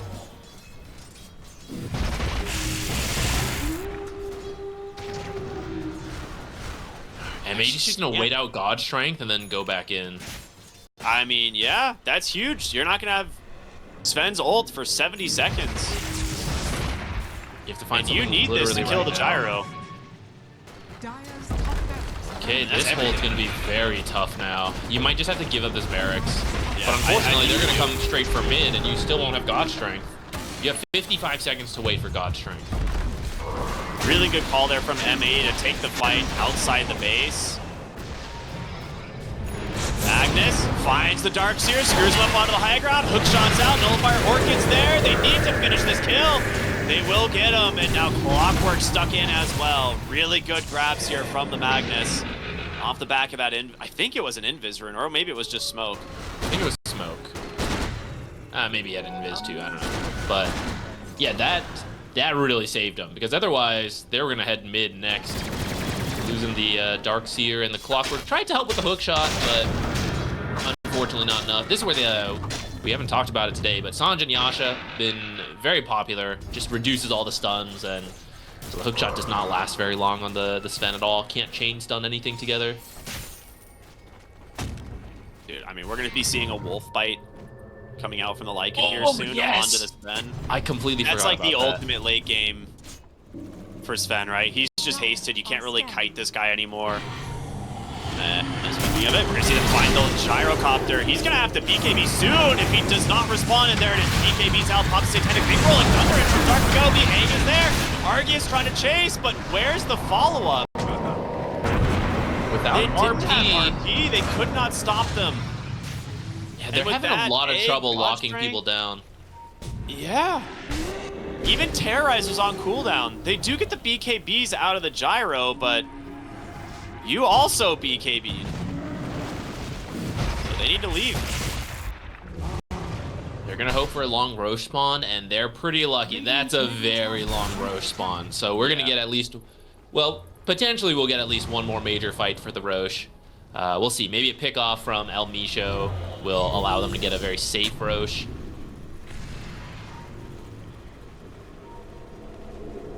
So I feel like all the good fights we've seen from Flame Team are the ones where the Magnus is getting the initiation. And I feel like that seems obvious, right? Absolutely. But in these next few fights, I don't feel like you can lead with Nullifier, right? Like, it's just not going to do much. You need to get the stuns out. You are level 25 now on the Sven, which is pretty massive. And Magnus almost has his Kaya Yasha, which... No, he almost has Ags. Okay, my apologies. I was like, is he going... Wait, no, he has a Kaya. What is he building? I think he's... Is it Kaya Yasha? No, he is going for the Ags now. I think he might have been going for the Kaya Yasha earlier, but has switched his mind, as does sometimes happen. Yeah. I mean, he has it now. He's 50 gold away. The Ags is part big. of it. Yeah, I think part of it was he was in high ground defense mode, and you just have to like spam out Skewer, or sorry, Shockwave, and so Kaya giving it a little bit more wave clear potential. Put the bottle back in your inventory. Oh, come on.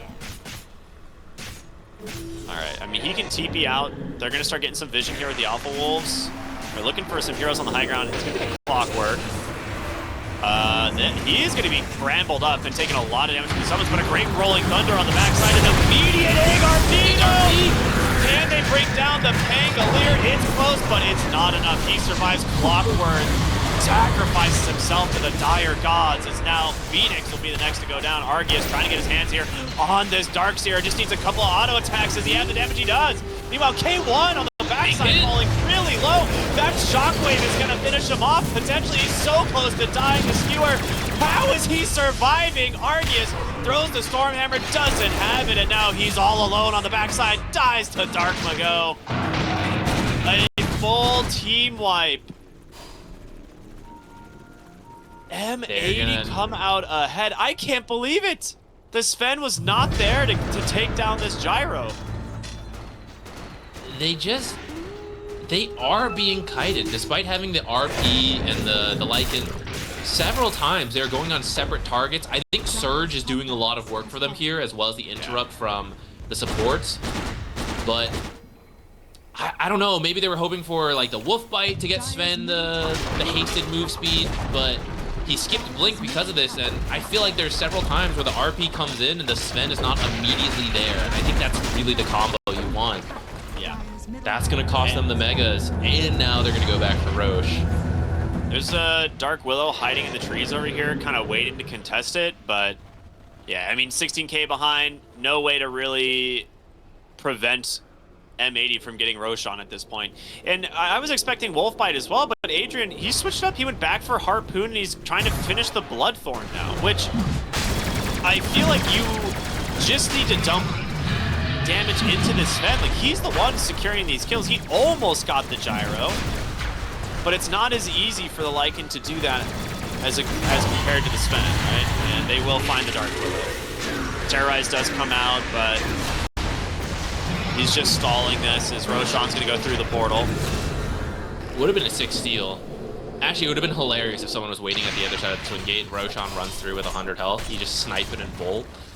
That would have actually been amazing. It's gonna have the free axe, being that it spawned on Dire side, so I think you just give it the clockwork, yeah. Nice. Easy scouting in these fights. If you can... So, I mean, all this comes down to the Magnus anyways. They've been doing well so far, but if you can just find the Magnus, keep his blink on cooldown, even better. So you just spam out rocket flares at the start of the fight. Well, you have the Megas already, so you can just push in with them slowly, safely, drop the banner, let them slowly chip down the towers. They don't have buybacks, and they don't necessarily know this, but Magnus for 25 seconds, you can get both these tier 4s in that time frame. If they don't fort, which they will have to. But yeah, there's just the Roche banner. So nothing's gonna die here. And I don't see how they get to this Roshan's banner at all. Phoenix gonna dive in, try and slow this one down, even drop the egg. In comes Adrian, but who does he even find on this Lycan? He's not in a position to grab a target. There's the second egg, but again, the creeps aren't dying. It's doing a decent amount of damage here to the gyro. The skewer back, they pull him into the egg, but Sven is cleaning up the banner in the process, so the RP doesn't do much of anything. Flame Team grasping for anything to stay in this game, but I don't know how it's gonna work out for them. The Terrorize will send back the gyrocopter, but they've still got so much left in the tank, and now Melmisho baiting with this Ghost Scepter, forces Argius into the grave, and that is gonna be game 2, going the way of M80. There was maybe a chance. Unfortunately, the skewer broke the Harpoon from Sven, so he was trying to jump to the drains. We're gonna see the mirror matchup we saw from game 1 of the Pangolier versus the Earthshaker mid. And that's the big one for me to watch, to see how different this is going to go. If you're an M80 fan, if you are cheering for Flame Team, you want to go exactly the same as game 1. Do you think Ogre Magi and Batrider can both rotate mid to help out early? Tinker, not really a rotating hero. Clockwork is. And we'll see if that makes the difference from game 1. Tinker is much greedier. If it's been a minute since you guys have seen this, Tinker, you get through the lane. He's really not the strongest laner, but you just want to try to make some stacks wherever you can, farm them with March of the Machines, and once you hit level 6, you hold the worst part of the map for your team, and then like show up. Cobble. Yeah, pretty much, and then show up as needed. And by level 12, then you can show up at like any fight wherever. And it becomes very annoying. And once you have Matrix at a high level, you just keep spamming that on the key targets, which in this case, it could be Dragonite taking a frontline position, hitting buildings with defense Matrix on him, and that is so difficult to approach.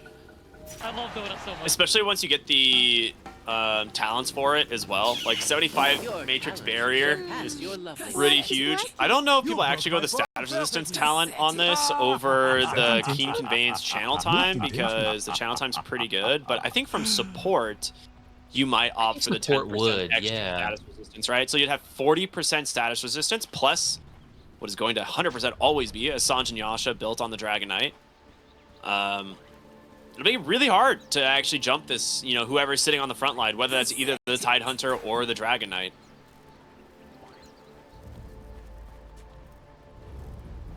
So I am excited, man. We've talked about how South America is one of the few regions that likes to kind of experiment and do things a little bit outside of the box with hero picks, and this is definitely one of them.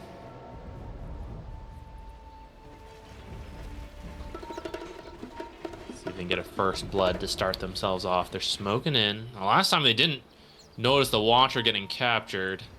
Hopefully they're more on it this game. They're not clicking the Watcher this time intentionally. They're like, all right, they'll definitely be paying attention to it this time. They do get a good ward placed on the left side, though, so that's nice. And Adrian needs to be a little bit careful with the clockwork here. They should be able to grab it. Nice movement from Almisho, though. We'll take the other one.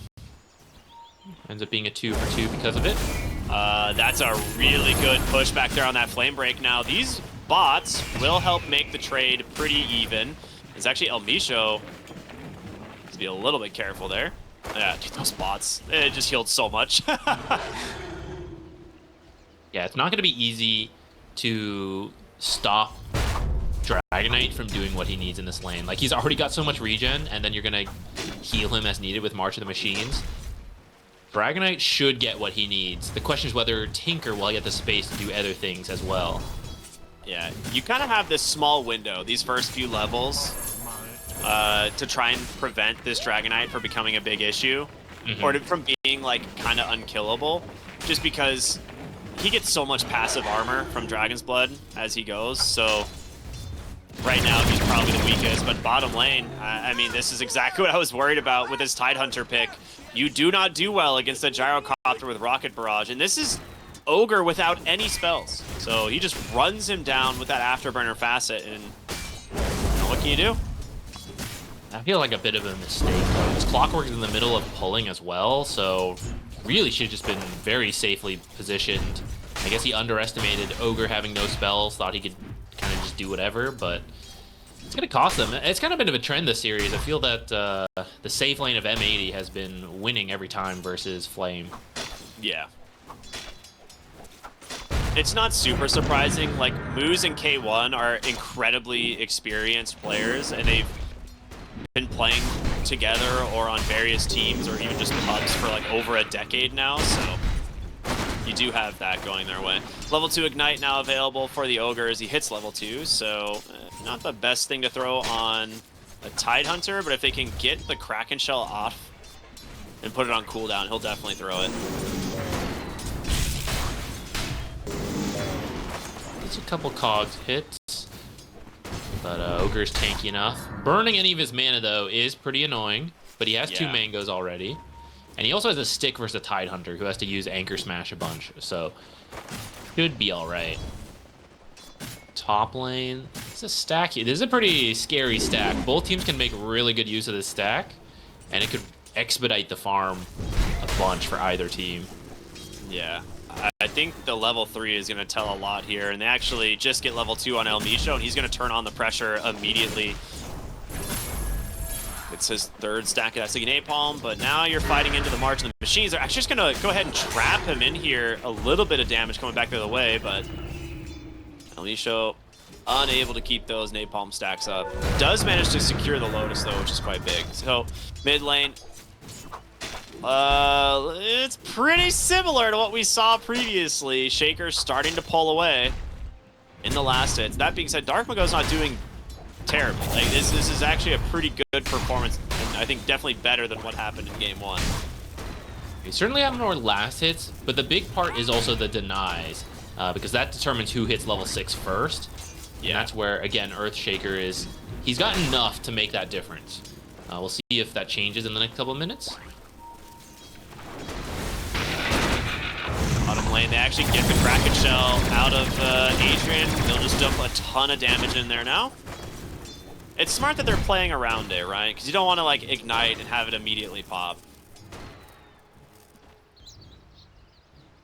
Clockwork? I don't know. He's been like creep dragging a little bit, but he didn't actually buy a windlace or boots. So it's kind of more time cost than it should be. Did get a double stack off though. That's true. I guess Tide will farm that to try to recover. I guess he feels he needs to be in the lane more, I suppose, to disrupt the way we were talking about. If you get the Kraken Shell to proc and then you run it down with Rocket Barrage, you need the power cogs to break it up. There's a lot of damage into a Dragon Knight. Yeah, I mean, they've got him for sure. I like, right? Yeah, there's no way. And this is the thing, you'd already seen March of the Machines come out, and they use that as their opportunity to finally get aggressive in this lane. You have a lot of stacking damage, and this is exactly what I was afraid about. Yeah, it's all magic damage, right? So your only real save is that March of the Machines, or eventually getting Defense Matrix, but it's not like Defense Matrix dispels, right? That's the problem. If it dispelled, it would be a little bit OP. It'd be like better Abaddon. We'd be so back.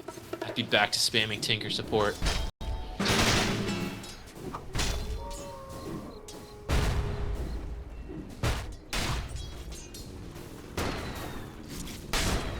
I think this is a scenario where we might see the Shaker like echo a stack in the jungle, but you could also be prioritizing giving Adrian those stacks so that your Tide Hunter can kind of come online.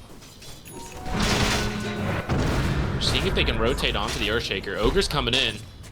Not quite level 6. He's falling low. Ignite plus El Micho. He's dead, man. There's nowhere to go. Really nice rotation here in the mid lane. They even fortify the wave.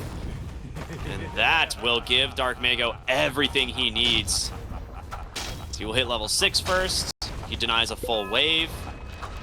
That's a huge play from the side of M80 and a completely different approach to what happened in game 1. Yeah, same concept though, which is that you need to help the Pango out, and that was the last window of opportunity they could do it, because he has Echo now. Now they should be able to get this return Ogre kill at least. It's not. Oh, Dark Mago is actually trapped on the wrong side of the fissure, and he just echoes to finish off the Ogre. Now, not the best echo, but it's better than nothing. Yeah, you want a kill or a stack out of that echo, and technically got a kill, it is the Ogre. Mid would be obviously preferable, but you take what you can get. They are going to try to punish him though, since he has no echo. He needs to fissure block the power cogs. Oh, really nice cogs. He's really struggling to stay on this, and the stuns, they're going to start coming out. No machines. That Rider, there's nothing that they can do. Did he just use him somewhere? He must have. Didn't have it available, unfortunately. Trying to see if there's any jungle camps missing or something, but not seeing them. Such good pressure being asserted in the mid lane, and great adaptation from game 1. Moose will get the D ward, knowing that it was placed here earlier.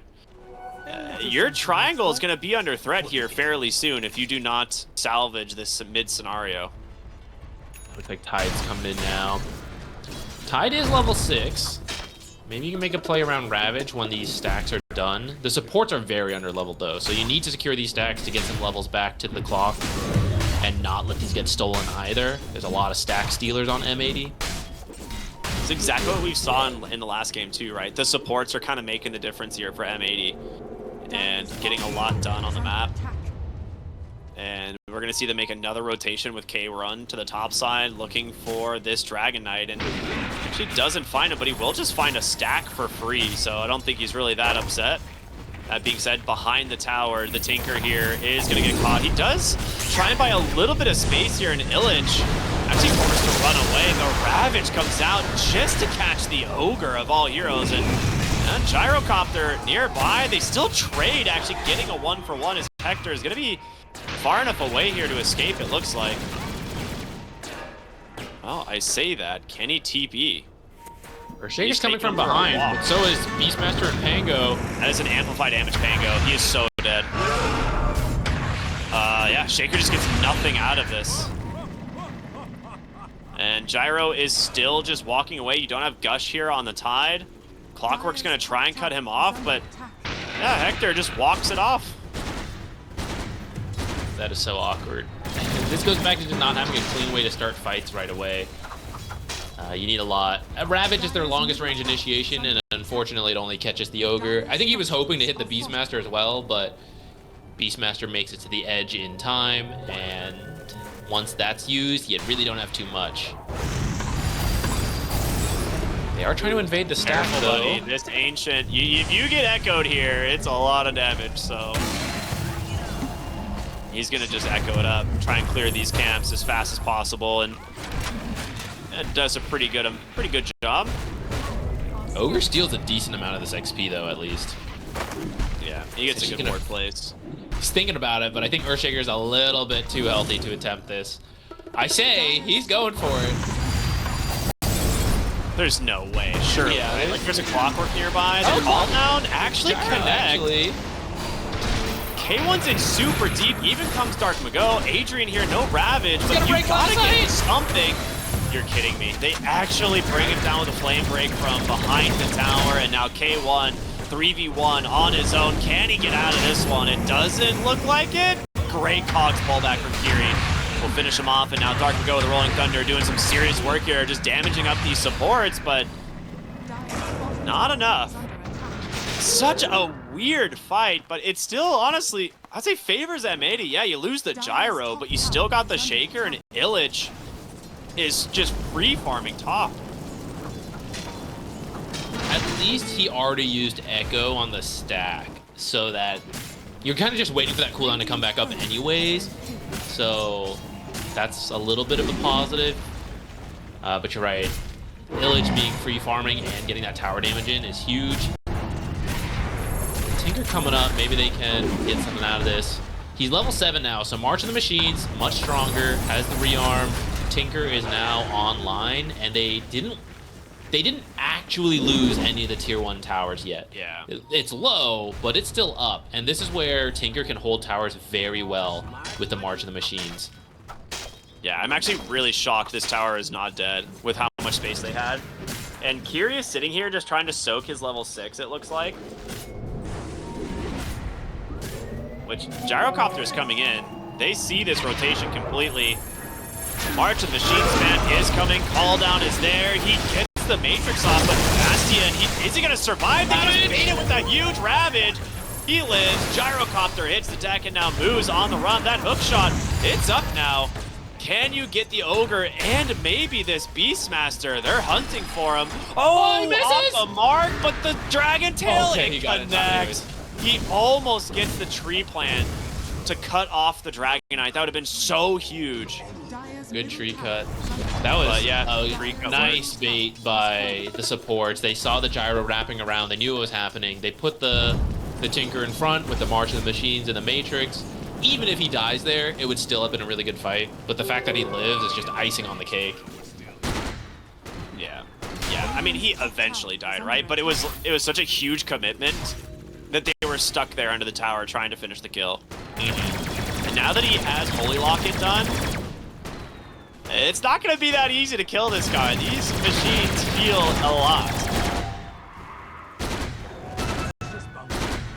Too bad. This made me want to play Tinker support again. But I know it's not good. Not good in pubs. He needed a lot of space given his way in these in this match.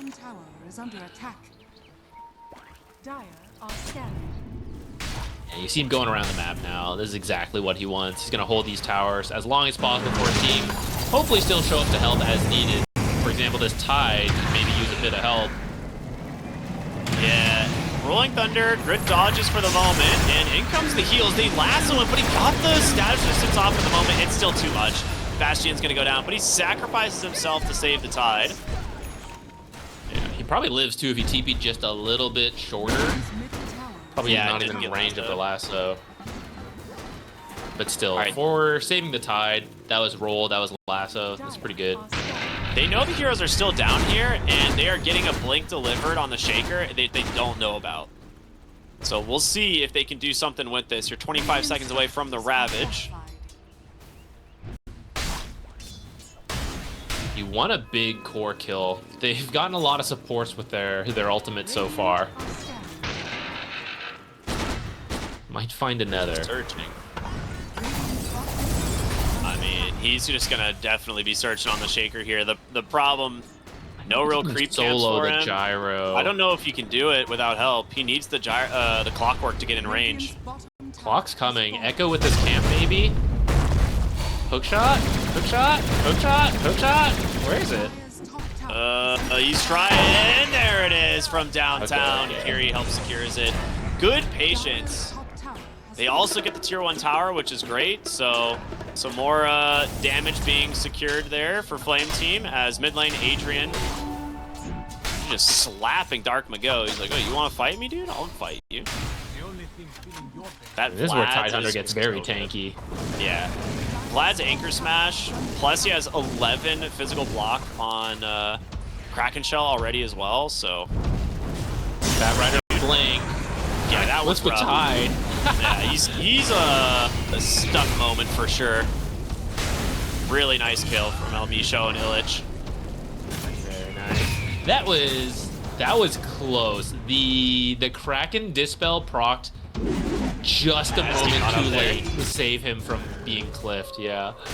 Yeah, that was cool. And Not a bad blink reveal.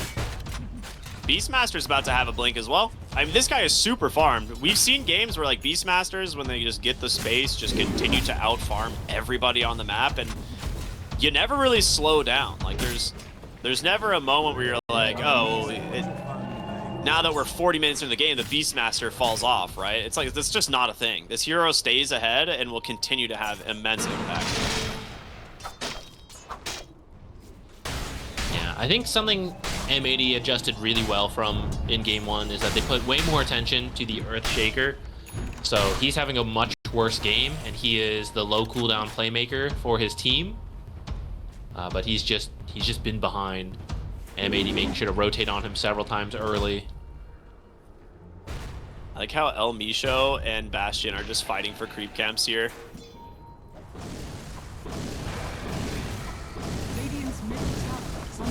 Dragon Knight clearing up some stacks, getting towards his Sant and Yasha, which, as you know, kind of just the standard build for this hero, armlet into SNY. And once we have more points in this defense matrix, it'll start to make a pretty big deal. Yeah, I'm interested to see how this will play out, because there's actually a lot of AoE damage from M80, and that's what March of the Machines is really good against. But there's actually so much AoE damage that it's probably faster than what March of Machines can do.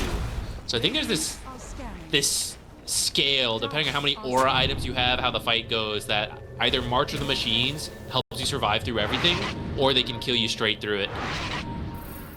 So I just saw the numbers. The Ignite did 0 damage through March of the Machines. It is actually 100% absorbed. And that was just like a single March that he dropped. So stuff like that is pretty concerning in terms of like your damage output. And if you decide to eventually build like Pipe or something like that on the Tinker as well, it becomes even scarier. Yeah, I think Pipe and Aura armor items will be huge. The longer this fight goes, the better for Flame. You will win the long fight. I'm talking like 30 seconds to a minute. But you have enough AoE damage that if you can get a really good fight in the 5 to 10 second window where you kill several heroes, then M80 will be able to clear up the rest. The question is, who do you start the fight on if you're M80? Do you look for this Tinker, or do you just try and burst heroes like the Dragon Knight? Oh, we're going to see them get a Dragon Tail. The big Ravage comes out from Adrian. Beastmaster is out of the fight. Now, Dark Mago with this Rolling Thunder doing some work, and these cogs have actually kind of trapped everyone inside this Firefly, so a really fast response from Flame Team there. And the hook shot actually caught him. Kiri gonna chase El Misho here, and I think he's got him. That's a huge kill if he can finish him off here. Ooh, gonna fly away. He's got a blink in 1. Trying to escape. The March is not gonna make it in time. Good escape. Waste some time as well. Very nice from El Misho. Back to your question earlier, I do think you want to find this Tinker right away. That would be ideal. If you can take out Earthshaker or a Dragonite potentially, those are also great targets, but they're very tanky. Earthshaker a little less so this game because he's not having the best time, especially because you're seeing Tinker do stuff like this. A little bit greedy farming, but that's just the nature of having a Tinker on your team. He needs to do this kind of stuff to have impact. It's a very greedy support. Radiant's middle tower is under attack. His Kiri build is in his courier. Okay, just nothing. He's got brown boots. So poor. He's he's got like a blade mail queued up. He's like, guys, I don't know. He can't decide what he wants to get, I suppose. Oh, that was so close to finding the ogre. Now, this means that they know Roshan should be happening, and Illich, yeah, he's gonna get scouted. Adrian hits him with that gush, and blink in. Fissure will skew, like, block off the retreat, but... Oh, he just blinks over the wall. Over it. Oh, no. All right, well, you stop Roshan being done. Take it, though. Yeah, this is what I thought would happen earlier off that last fight, but they make it just in time to push off M80 and now get the Roche for themselves, and you're not going to push into this. Maybe they kept track of the exact Ravage time, but... It's Fissure blocked. He's trying to get out. He's Fissure blocked. That's cool. Really smart play there.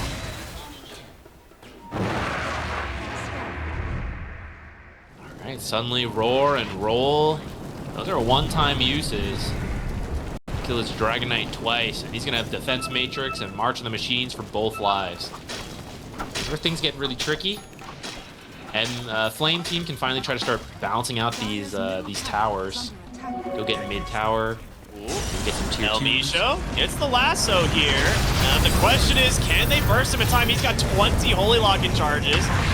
Rolling Thunder comes out. He will be brought down. All right. So lasso and Rolling Thunder to grab the Tinker. Big kills.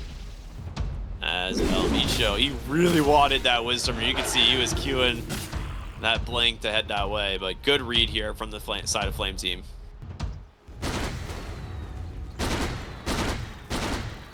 Nice find on the Tinker, kind of knowing he's the one who can move around the map the fastest. He's going to go try to be map efficient, go farm on his own half of the map. So if we can go snipe a kill real quick, the rest of his team is probably still scattering out of the Roche pit. Precious bounty.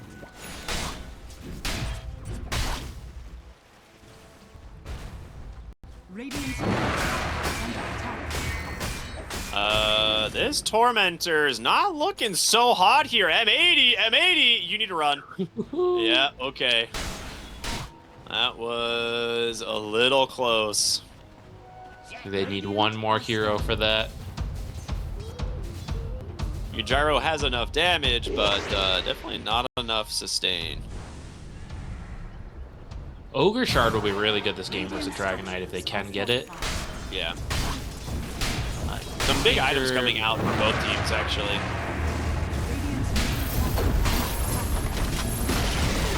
I actually really appreciate that the Dragon Knight's just going straight damage. He's got a Daedalus queued up. He knows he's gonna have the Tinker and the Tidehunter and the Clockwork behind him. So he is just gonna go straight damage. Now Pango does have his 3,300 health anyways. It's actually so much. Both Aghanim Scepters are up for the mid laners now.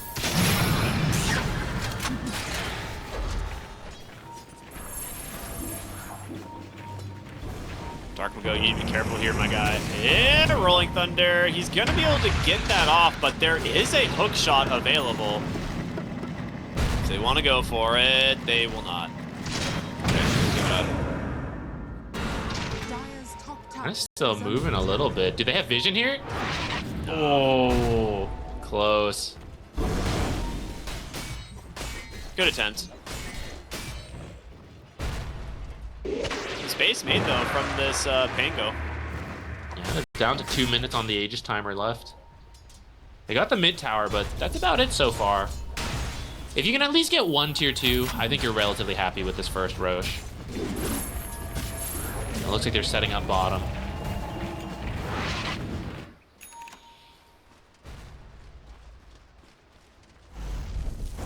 So they're pinging to make sure their creep wave doesn't get cut.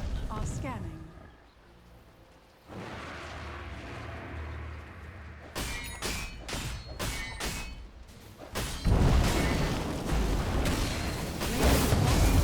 Beastmaster just can't even push top anymore. Like, he gets the wave, but then Tinker's always here to D-push. Bottom lane, El Misho blinks, forces away, but here comes the Shaker, gets to block him off for the moment, and yeah, you're not going to get too far away at this point. That's a quick kill. They get the tier 2 tower in the process. And you look at the tier 3, you have everything. 50 seconds on Aegis? I think you should, right? You just keep marching behind the Dragon Knight. You have two Solar Crests. As Clockworks is coming on the courier right now.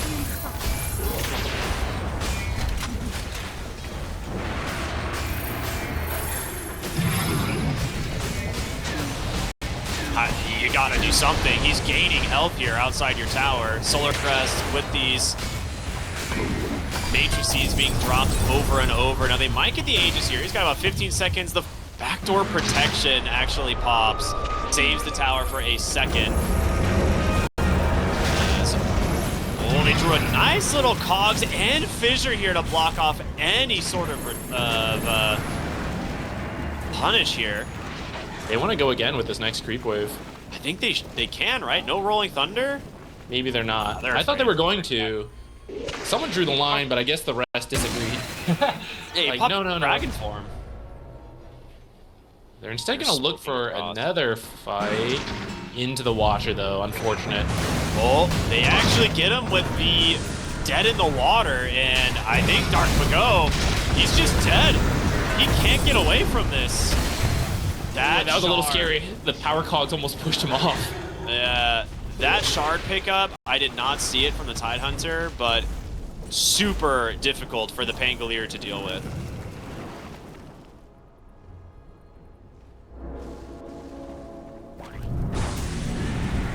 They didn't finish bottom, but it's so low. I think we can effectively say they did get to break the high ground with that first Aegis, which is quite nice. And then they're going to get mid-tier 2 as well. Yeah, there's... M80 has a 3k lead, but it really feels like Flame is more in control of the game right now. They think they're behind the DK, I'm pretty sure. But... well, he's about to walk through a ward, and... well, Bastion might be in some trouble top lane. He's going to get stunned up. Call down, everything dropped on top of the Tinker. He's trying to survive. Living longer than I expected. They have to BKB to secure this kill. You take those, actually. BKB for the Tinker 5 kill. Mid lane, El Misho might find a solo kill here on Nakiri, and hook shot actually off the bar. Timing. Yeah, really good lasso from El Misho as well. That being said, Dragon Knight and Tidehunter are nearby, but they are too afraid to fight, it looks like. Wait, did he miss the yeah, I think it missed. I thought he hit, but then the lasso like pulled him out of it at the same time. Oh my god. All right, that minus armor into a Daedalus, quite good. There's a lot of damage. 766 damage auto attack onto that ogre. And he just got a tier 3. Might be boosting his damage a little bit further. Oh my goodness. Batrider just barely lived. Earthshaker is about to delete him from the game. Dire's bottom tower is under attack. Yeah, I'm surprised, dude. I don't know how M80 is ahead. They have a 4K gold lead now, but they've lost 2 outer towers, almost a tier 3. They've been doing a good job of playing the map. Illich especially has been farming a lot. We haven't seen him be able to make as many plays recently, but he's been spending that time farming very heavily, and he's actually really close to a nullifier, which is really good versus Tinker because it dispels the defense matrix and all the buffs that you want to apply to your teammates as well. For example, the 2 solar crests they've built up. So that's going to be a huge purchase. Yeah, he's got it. Though I don't know how it interacts if you have defense matrix on already and then you get nullified. Does the nullifier still get the status reduction? That, I don't know. Those types of interactions I can never remember. Niche ones. Ooh, really good start to the fight here. They've got the roar onto the Dragon Knight. They're rolling thunder in as well. You're just in way too far on Flame Team. Nobody here to back you up, and now Adrian Let's take the slow walk away here, but I don't know how well that's going to work as they manage to find the Tinker as well. You're still doing Amplified damage on Shaker. He goes up onto the high ground. The Ravage comes out. They don't need the gyro. But can they find more? This Shaker needs to get a lot done. Tries to blink away. He's going to make it out, but Adrian, he's not going to be as lucky here. This Beastmaster will eventually whittle him down. That's a 5 for 2. They just went into this fight without the whole team, right? Like, yeah, very scattered approach. They were, I guess they didn't expect to be jumped right there. They thought they had time to set up in this triangle and then everyone show up, but yeah, fast moves from M80. Overall a big win, though Flame Team being able to find a gyro kill in the middle of that is also quite nice. It does mean that if this Roche were up, M80 would feel forced to take it, but not be able to put it on the gyrocopter. Unfortunately for Flame Team, it's actually, or maybe fortunately, I'm not sure, it's not up yet, so it looks like there's going to be one more fight for Roche now, down to the bottom lane. They're not in position, though. They got to get down here quickly. I mean, this is going to be really hard to invade now. Both teams know Roche is not up, but M80 in a pretty good spot here to contest. Yeah, without Ravage, this should be easier for M80. Depending on the Roche spawn time, which is actually up now, and M80 knows. If it had been a longer spawn, you get a bigger window where you can take advantage of the map because you have Tinker and push things in. But Shaker now, is so far away. He also doesn't have Echo for 15 seconds. I don't think you can get this. Oh yeah, it's so fast actually. I mean, your Shaker was like behind the mid-tier 2 farming. So your Clockwork had to run all the way back to give him the smoke, and because of that, you don't have like your hookshot player combo in the pit to try and snipe it. Looking for a kill as they scatter. Scan connects from M80 so they know where Flame Team is. Second smoke. They want to keep going. Rocket Flare direction gonna let them continue to know what's happening. Elmisho is in such a good spot right now. Adrian's gonna be the one that they actually scout first. Elmisho just immediately BKBs. That's great for him. Dark can go with the Rolling Thunder. He's gonna be able to get that off, but a nice cogs out from Curie to disrupt this fight. Ravage is up. Ravage is up. Echo is up. This is the fight for Flame Team. Can they turn this around? They've got to get Dark Mago here. He's on the low ground, but he gets the blink up to the high ground. He's out. Moo's in a really good spot to disrupt. Adrian still looking for this Ravage combo, but the Roar is out onto the Dragon Knight. He needs some help. Adrian now, the attention being dropped towards him. There's the Ravage. Can the Tide Hunter get in? He's going to go for it. The Echo is out, but your Dragon Knight, he's just getting beat down by this Mango. They get the kill onto the Beastmaster. The regen coming out now from this Gyro as well. An absolute mess of a fight, but the long fights, like you said, paying off for the side of Flame Team is Hector. He's got to run. Dragon Tail's up after this Mask of Madness. It's going to connect. The chain stun. Oh, what a great Flame Blade there, but they get it done. The patience pays off from Flame Team. That was a very close fight. But at the being able to live just long enough that eventually the Ravage comes out, catching two, the cleave from the Dragon Knight can come back in to start working them down, and the healing from the Tinker. There was so much, because it was such a drawn-out fight there. He used rearm 8 times in that fight, it looks like. This is at least 2 sets of attacks. Well, it's actually a little... Oh, there it is. Okay, there's the ult. I was going to say, you can't buy back on your Gyro. He doesn't have it. You don't really want to buy back on Pango Beastmaster, so he'll pop the fortification. You can at least get the ranged barracks. Elmisho is looking for the lasso, but who does he find? It can only be on the Tinker or the Earthshaker. You do not want to grab the Tide. They actually just get both lanes. Can they quickly disengage? Bastion gets the TP out. Fissure perfectly timed to stop the Pango. We're looking for Kiri at least. Will he find him? Really good ward is scouting this entire rotation. Dude, Flame Team take the fight into Aegis. They win the fight and take 2 lanes of barracks. I really That was a not 10,000 gold swing.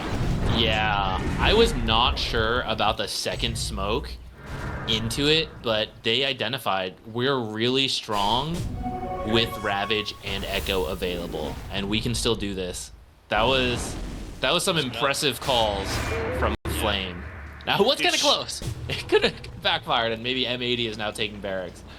They made the right call on M80. They're like, if we don't kill Tidehunter right now, we're gonna lose the fight. And they actually just double BKB'd and tried to kill him with like the Gyro and the Beastmaster, but he is so tanky and difficult to kill, especially with the Tinker behind him. And as soon as they realized that, like, all right, we're not killing the Tidehunter, or I guess when Flame Team realized the Tidehunter wasn't gonna die and he gets Ravage off, that fight was over. This is where Tide is kind of good versus Gyro as you get later into the game, because Gyro has a lot of smaller hits with the Aghanims, but Kraken Shell at this point, he has the facet Kraken Swell, so he's blocking over 100 damage per attack, and Gyro doesn't have a Daedalus yet. He's working on it, but it's still a bit away, so like half-ish his damage is being blocked, if even, and then you factor an Anchor Smash if BKB's not up, and it's even more after that. So it just takes way too much to focus down this Tidehunter. Yeah, I don't think they have any source of break talent. Yeah, I don't think there's any way to get break for them either. So it's just going to be hard forever until someone decides to get a Silver Edge, which is kind of weird. Silver Edge or just Divine Rapier. Yeah, that's another way to make 100 damage not so meaningful. But yeah, Adrian is super tanky. I love the Shiva's purchase as well. Allows him to kind of stay on top of these heroes. They don't even have a lot of magic damage, right? But it's just a great armor item for him. And the vision as well as just the healing reduction pays off big against heroes like Beastmaster. Yeah, and here we go. It's the high ground speech. Last one. Nisho, you would love to get a lasso, but again, so much status resistance being offered by this defense matrix, and it's going to expire now. El Misho, his blink gets broken for a second, but they're still thinking about going in. He goes to the backside, he actually finds the Shaker, lasso, doing some work, but can they actually bring them down? He can, he gets the BKB, leaps away, and Bat Rider hits the deck. Dark to go, also just getting killed underneath this Rolling Thunder. Roars out, they caught the Tinker. Adrian on the backside just soloing off the Ogre, and now here comes the Ravage. The Echo Slam connects, they take down the Gyro. He's got no buyback. Your Dragon Knight is perfectly tanky.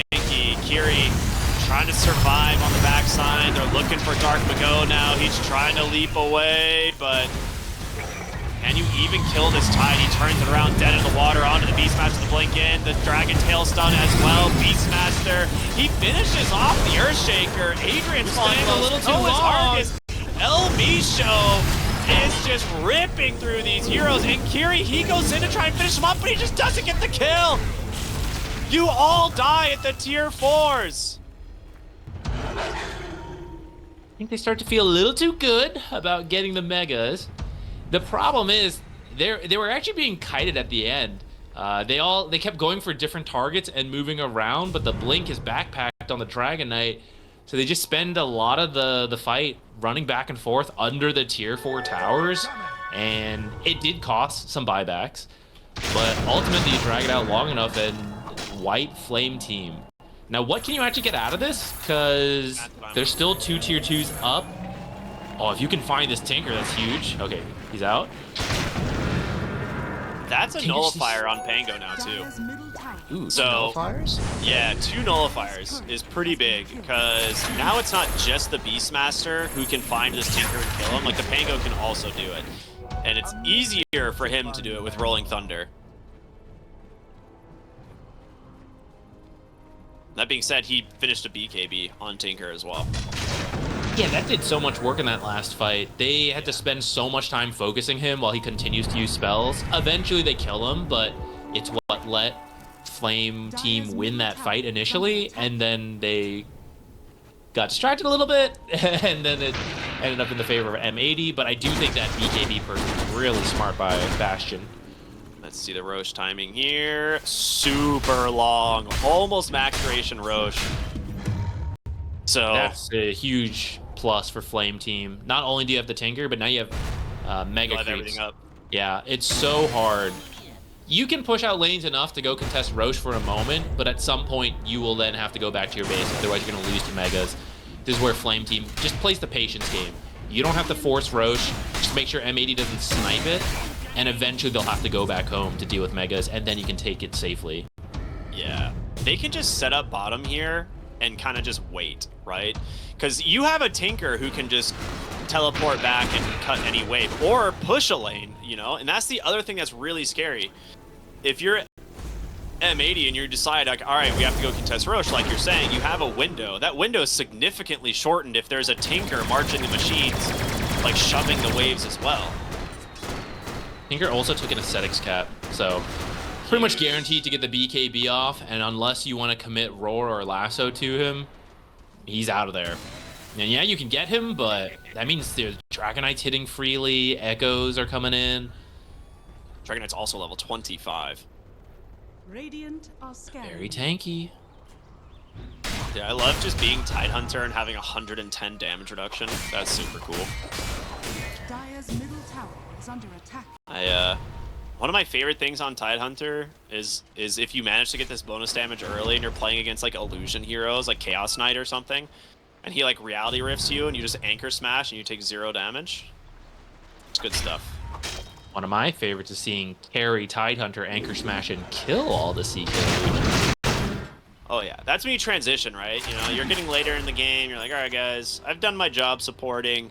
Daedalus. I'm gonna build a Daedalus and this overwhelming blink. No one will stop me. Get to your level 25, you know, build a Hyperstone into a Moon Shard. I'm ready. Do it for us, Adrian. A long spawn, so they've all got to just sit here, Tinker, having a great time while this is happening. He's like, no, you guys got to hold that position. It's really important. Don't worry. I'll farm the rest of the map. Everybody stay over there. Lincolns.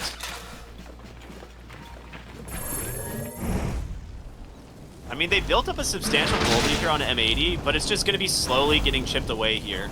Mm-hmm. I'm actually amazed they have a gold lead. Like, how is that possible? It's been mega. Yeah, a lot was lost and have to buy back. in the tier 4 deaths there. It was dead even. It was literally like a 10 to 20 gold difference right before they all died on the tier 4s. Yeah. It's pretty crazy the farming efficiency that they've had to out-farm a Tinker, though perhaps that is part of the reason that Flame has managed to find some fights to then get back into this, perhaps. I don't know. Well, there's the Roche. Aegis Cheese Refresher. That Refresher is absolutely going on the Tidehunter. And yeah, why not give him the cheese as well? Oh, I love this. Shadowblade on the Earthshaker. He's hunting Beastmaster. He will not find him. Really good read into the TP out.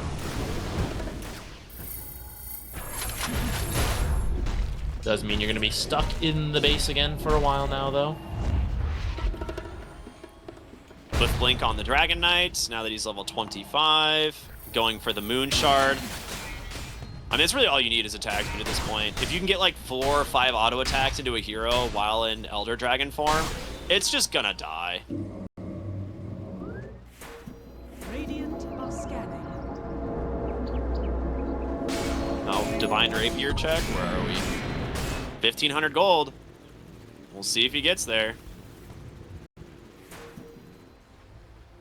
The flash cannon. Oh, that is awkward. Bastion just BKB'd on the Tinker. Don't worry. The BKB is lower cooldown because he's Tinker. That is, okay, actually not wrong. The fact that it's up in 58 seconds as opposed to 70 is kind of big. It's tough. It's bound to happen sometimes. Jesus, 95. Holy crap. That is obviously very unfortunate. You could have probably pushed twice with this Aegis. You know, go once, it doesn't quite work out, you back off. If you still have Aegis, go again later, once the cooldowns are all back up. But now having to wait for this BKB and then you go, I think you only get one push now. Not that M80 knows, right? I don't know where he misclicked the BKB, but I'm guessing it wasn't in vision, so they're just, oh, we gotta be safe, guys. It's in the base, they're choking us out. Yeah. Oh yeah, that's what we're doing. Yes. Hold the map. They just TP's mid on the Tinker, delivers a gem to his clockwork, and they will smoke up, start to head towards the enemy base here. M80, see what they can do. Finding the Beastmaster behind the tower would be huge. They actually catch him. Can the hookshot follow it up? Great force staff to buy some space. Do get that rolling thunder. The lasso is going to pull the Dragon Knight in really deep. Does have that Aegis for 2 minutes, but the double lasso. He's so far back. You got to get in there and ram. He has to save AB immediately. Yeah, there's going to be the roar. Can they actually save? Argus looks like they're just going to give him up. Look for the tier 4s instead. He's going to buy back into this fight. The Ravage comes through here from the Tide. They're now looking to just take down the Pangolier. Do they have it? He's so dang low. Gets that off for the moment, but he's dead. Buyback now coming through. Dragon Knight is back. Dragon Tail catches the gyrocopter. K1 Divine Rapier just got delivered. He's got a roar. They turn around onto the gyro. Can they actually bring down the Dragon Knight? They got it. He's going to BKB now. Look to try and just find his opening. He gets tossed the cheese. What a play. But now this gyrocopter's still too damn strong. Argus falling low. Bastion blinks in, trying to keep alive. Gets the blind onto the gyro, but it's not enough. Here comes the Satanic. They're just falling one by one. Adrian, he's desperately trying to get the tier 4s, but it's not going to happen. M80 hold, and it forces so much out of Flame Team. Tinker not having Blink, so he went the BKB this game. No Blink means he can't actually get to the Dragon Knight to help him out. Dragon Knight bought back. This, I'm trying to decide if this is over or not. Gyro has a Divine. He's going down. There's a tier 2 up. You only have 2 forts, right? You have the fortification from that you have currently, and then the melee racks. But you could just take this and then just opt to go straight for tier 4s. Yeah. They're gonna try and stall this up as much as possible with the cogs and the clock and the fissures, but Clock might have needed to go cut midway because he has buyback. He can take the risk. All right, first fort. Or someone be ready to like box into the base. I think you just dive. I think you just dive. You know there's no buyback on these heroes. What? Okay, you can either go for the win now, or you take the racks and you go back to sitting in your base for it. You just gave him a second fort, though. All right, here we go. Rax is down. Second fortification's available. Dark Mago with that Rolling Thunder, level 25. Keeping it so alive. They're going to jump in. They look for the Echo Slam and catch the backline, but the damage from this gyro is way too much, and M80 are just running through Flame Team now. The throne is exposed. The last fort comes down, but it's 4 heroes just wailing away at it. Adrian, you're tanky, but not tanky enough. Gyrocopter has done it. M80 have done it. They will take the series with an incredible comeback. Wow.